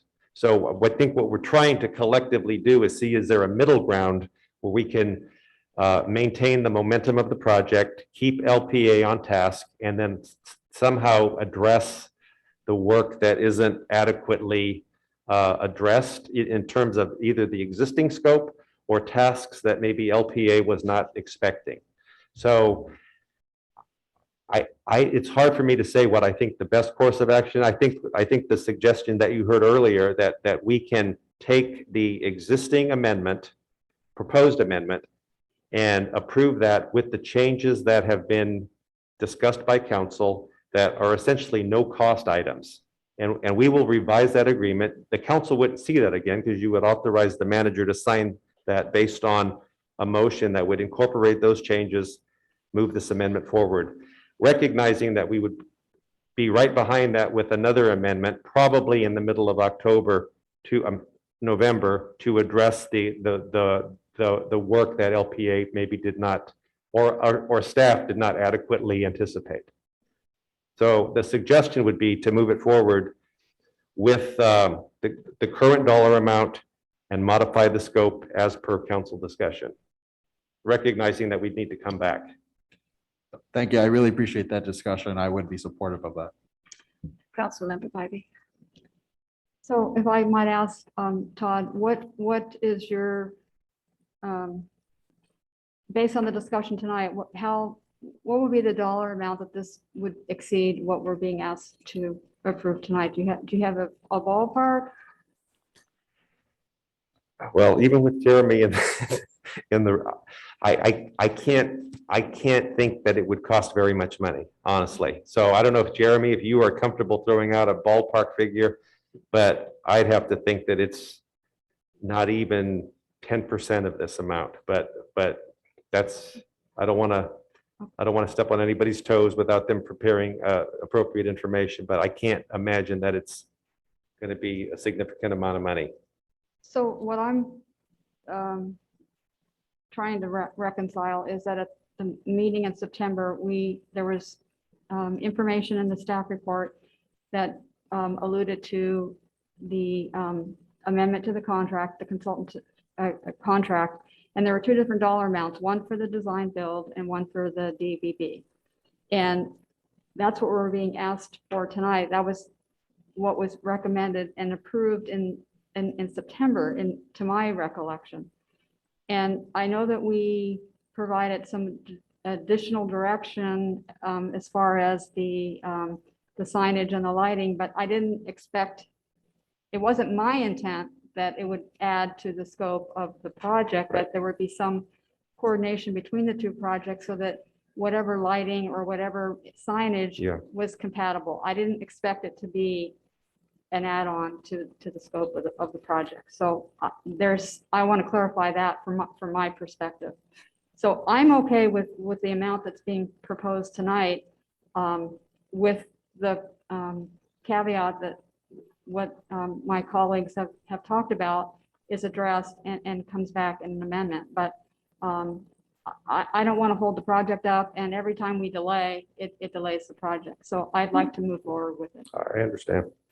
I don't know if Jeremy, if you I would think we're all like in the same to, ballpark. I don't mean to, I didn't mean to interrupt you, but I was going to see if Jeremy wanted to weigh in at all on that. Yeah, the only thing I need to get further clarification on is the commissioning aspect of it and the cost, but I would anticipate the additional cost being somewhere in the range of 50,000 or less. But I need to consult with some of my team. Is that for the O&M manuals or just some of the other nitpicky stuff? That's everything. About 50,000? In that range, I need to meet with my team. So 10% of the 1.4 million, what's? I wouldn't even, it's less than 5%. That's what I was going to get to is so, but he needs to find out about commissioning. That could make it to 10%. I don't know how much commissioning was. I'm not hearing that. I'm thinking that he's talking about everything. Yeah, I'm thinking everything is in that ballpark, but like I said, I want to clarify with my team a little bit. Okay, I would feel comfortable to give a not to exceed on the amendment, the second amendment of not more than say 75,000 or 100. But that way we at least have the sticker shock now. And then we can, so I would agree to $1,400,000 with the second amendment not to exceed 75,000.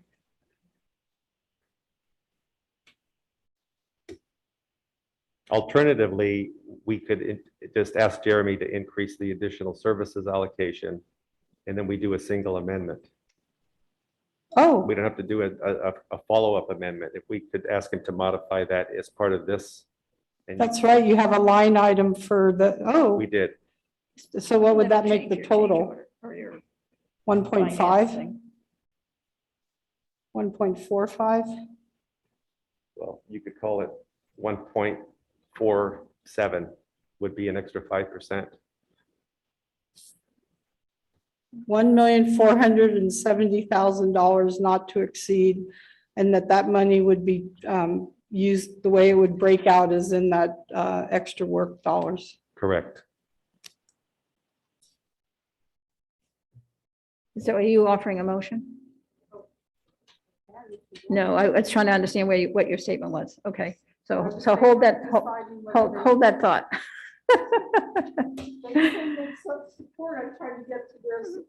Yeah. I'm going to ask one tough question, and I appreciate it. It's somewhat self-serving, but I believe it's self-serving in the interest of the city. I have consistently asked, and I think it is a contractual obligation, to have a building, a new police building that is, I mean, it's all electric, which is a good thing, and I'm appreciative of that. It's just a big, there's been no viable responses to making this building be energy self-sufficient. I mean, one of the things that I've spoken about in the very, very beginning was that this is a city building. The city's going to be responsible for maintaining it. The city's going to have to pay the bills going forward. And it's in the city's best interest to minimize the operation and maintenance cost of this building. I was just at the grand opening of the new community center building in Los Altos. I might have mentioned that last week. And they're projecting 90% of the building's electrical operation, which is all their systems. It's all electric building. 90% of their operation will be self-sustained by their solar system and batteries. And I just struggle. And I mean, LPA is doing this phenomenal facilities master plan for the city of Sunnyvale using the AIA 10 points of sustainable design. And I don't see any of that in our building. If it's here, it hasn't been communicated. And they've eliminated a lot of glass to make the project come in on budget, which means there's going to be a lot more interior lighting. There's a whole lot of things, and it just doesn't seem in the best interests of the city that we aren't developing a sustainable building. I don't know, is anybody else, I mean,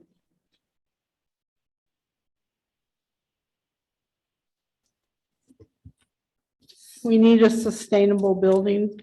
And is there anything that we can do within our $1,470,000 to have a better evaluation of sustainability? Sustainability from the perspective that the electricity runs nearly exclusively on the panels? Is that what you're after, or is it more about battery backup? It's the panels. The building operates independently. It has its own power. The battery, the sustainability part is the battery backup. And you wouldn't have to build the panels. You would use all of that money to actually add batteries. The basic core building solar system would feed the batteries. I mean, I brought this up before. Yeah, and I know that we had looked at that before, and one way to get us closer to that was to move toward a canopy solution in the parking lot, which LPA had looked at and costed out, and Yeah, that was hideously expensive. I it didn't- was, I don't know, It was $1.5 hideously, million. but it was expensive. It was, yeah, and I thought the solar on the, I don't know, because the estimate wasn't there. I do think that one of the things we struggle with, and either Jeremy or Gary can correct me on this, but is the notion of the backup system. I can't think of a scenario where we lose the generator because of how long you have to provide backup for a public safety essential facility. I don't know that a battery system is within our price range that could get you 72 to 96 hours of under an extreme emergency. I mean, a battery backup can get you hours typically, not days. So this is the conversation I wish we had honestly had a long time ago, because that's the resilience, resistance. That's the resistance that I have felt all along. I don't Mayor, think you we've might had, sorry. Thank you. That's the resistance I felt all along, and really, I mean, what's the right thing for the city? That's what we're all trying to get to. What's the right thing for the city? And I think, I don't know all the technicalities, but my level of knowledge at this point is that there is the ability for the building to run. Yes, you talk 4 hours and battery, and we know that 8-hour battery is being required by the CUP, and it's a ridiculous waste of time and money, but we're doing the 4 hours. They recharge. That's the one thing. They do recharge, and they do recharge. So to have a fear that the batteries won't be there when you need to have the building operational, I think is a misnomer. Now, I won't tell you, I know that factually. I believe it is a misnomer because the technology has so much increased, because the solar is producing more capacity than it needs, so it can produce the power and the building usage plus filling back up the batteries. There's a lot of things like that. And that's why I was asking LPA a long time ago to talk with the consultants that are offered free. And Jeremy, I'm sorry, you said you have your own experts, you don't need it. I just, I know I'm asking this because I think it's important to be sure we know what choices we're making. And it's just that important to me to have the conversation. And I appreciate I'm one voice. Well, yes, Sergio. I appreciate that. I can hold off. I can come back to it because it's a different point. Oh, okay. I'm okay with this discussion. Thank you. I just think it's worth challenging the preconceived idea that it won't work for the long-term backup of the police facility. Maybe it won't. It seems gas, I mean, all buildings are going to an all-electric building code in 2023. I don't know exactly the parameters of that, but it's going that way. PG&E wants you to stop using gas. They've written letters to the city, don't use gas. I know we have to have an emergency generator, but what's the right size? I do not big- disagree with you at all. Okay. And So if I may interject, Madam Mayor, you're exactly right. The technology is there. We have a project that is nearing to start construction, and it is going to be a fire station that's all electric.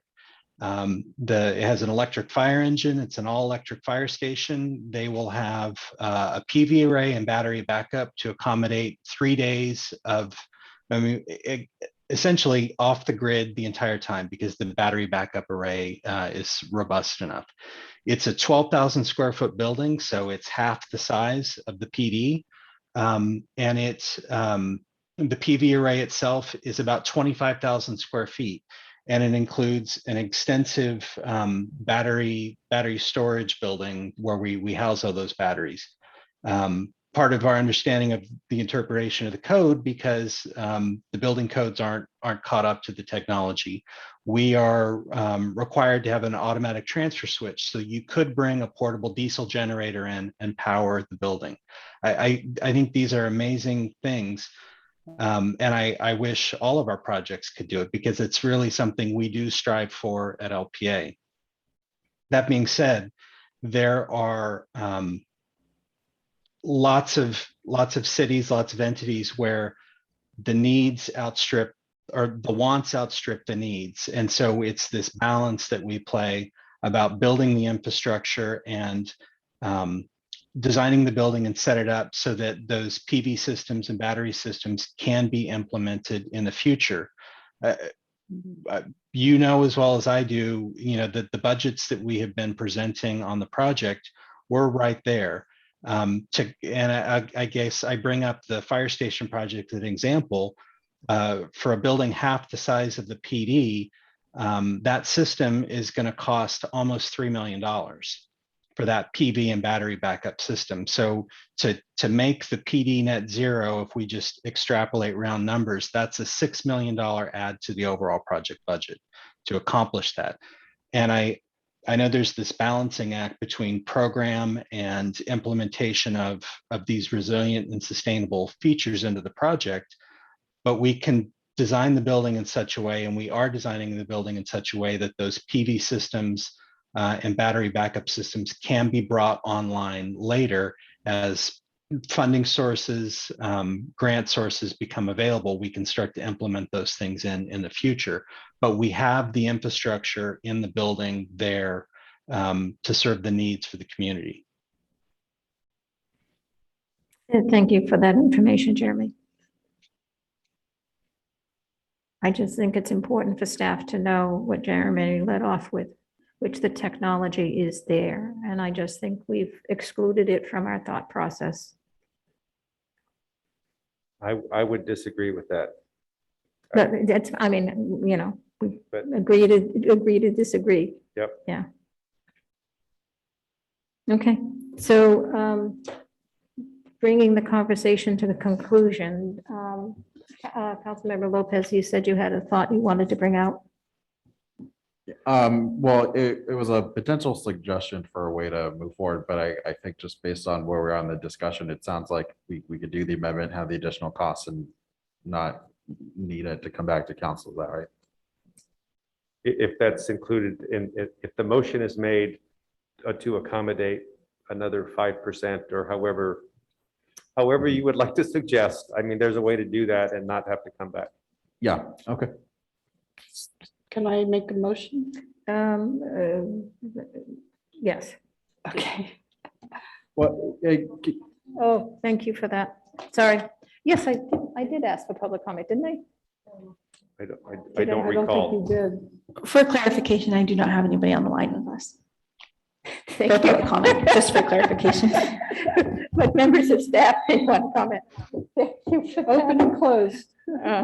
Open and closed. Thank you for that. Okay. Do I need to make in the motion that you're So- going to make the corrections, like a demo and all that? Yes. Well, you don't need to specifically call them out, but you can call the corrections as discussed by council, and we will get the corrections done. Okay, so I make a motion that the city council adopt a resolution authorizing the city manager to amend the consultant services agreement with LPA Incorporated increasing the contract amount to $1,470,000 for the preparation of design documents and associated services relating to the construction of the new police operations building. The amended contract will incorporate the comments that were made tonight regarding like the commissioning and the O&M and all that. Okay. It's a motion. If I may clarify, it would include comments from all council members. Yeah. And that the schedule has to be incorporated into the contract. So moved. We have a motion by Councilwoman Landry. Councilmember- Sure, I'll second. A second by Councilmember Lopez. May we have a roll call, please? Councilmember Bybee? Aye. Councilwoman Landry? Aye. Councilmember Lopez? Aye. Vice Mayor Resnikoff is recused. Mayor Gibbons? Aye. And thank you to staff, really appreciate it. Yeah. Appreciate the time and effort. And Jeremy. And Jeremy. Thank you, Jeremy. Thank you, Jeremy.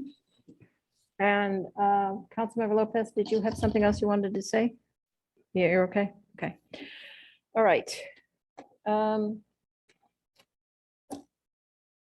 We are at the point of the meeting where we could do, what do you call it? Reports. I'm pretty beat. Does anybody want to do reports? I would just give a brief update on the Cities Association. That's probably a good idea. Meeting, let me just pull out my summary. We met last week and two topics of discussion. One I already alluded to this evening had to do with the planning collaborative, and we received an update on that. And so they are helping cities with this implementation of SB 9. And then we received an update from the Racial Justice Committee report that sets forth a number of options for each city to consider in the areas of affordable housing and public safety reform. And so I would just encourage the council to take a look at the website, the report and the recommendations are posted there. That's all I have. Thank you. Anyone else? I attended the chamber lunch last week. Gordon Biersch gave a great presentation about how to make beer and bourbon and all that. Gave us 2 6-packs of beer to go. And then I also volunteered for the Oktoberfest, which from what I could tell looked like it was pretty successful. And I do want to compliment city manager for cleaning the council chambers. It was not unnoticed. It's so much brighter. I heard how much dirt came out of those darn chairs. So I just want you to know I totally appreciate that you did a top to bottom cleaning in here. So thank you.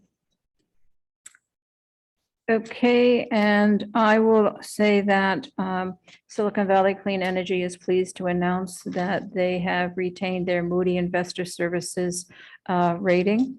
And the credit rating was due to the financial liquidity expected to remain adequate and anticipated lower PCIA and higher PG&E rates in early 22. The limited history of operations and lack of tested regulations and provisions regarding the municipality's obligations towards CCAs, and the CCA model has gone through many different iterations. So that's a very important thing because it makes the agency not need to use collateral. They putting millions of dollars in the bank to offset the purchase of power. And the Silicon Valley Clean Energy also initiated in the beginning of October 2 groundbreaking of their new renewable power plants, solar, I'm sorry, I'm tired, power and wind, solar and wind systems, and began generating their own power into the grid, all of which is making the grid cleaner.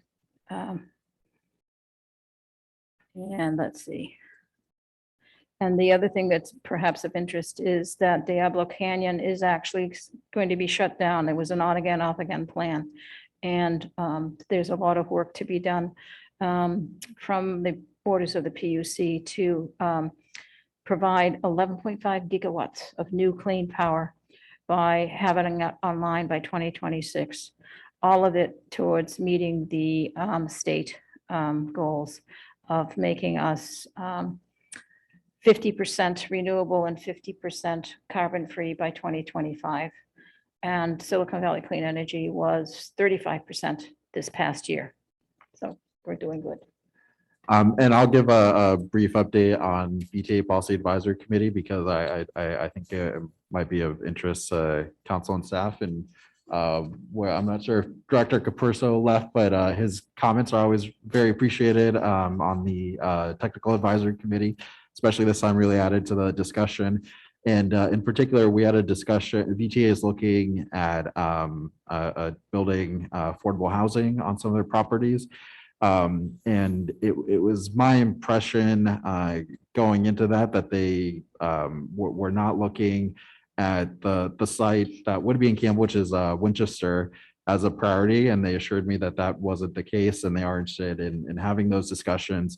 But in particular, we'll really be waiting for the end of our housing element process to see what comes of that, whether it's viable, but they assured us that they are interested. So I'm sure we'll be potentially more discussions there.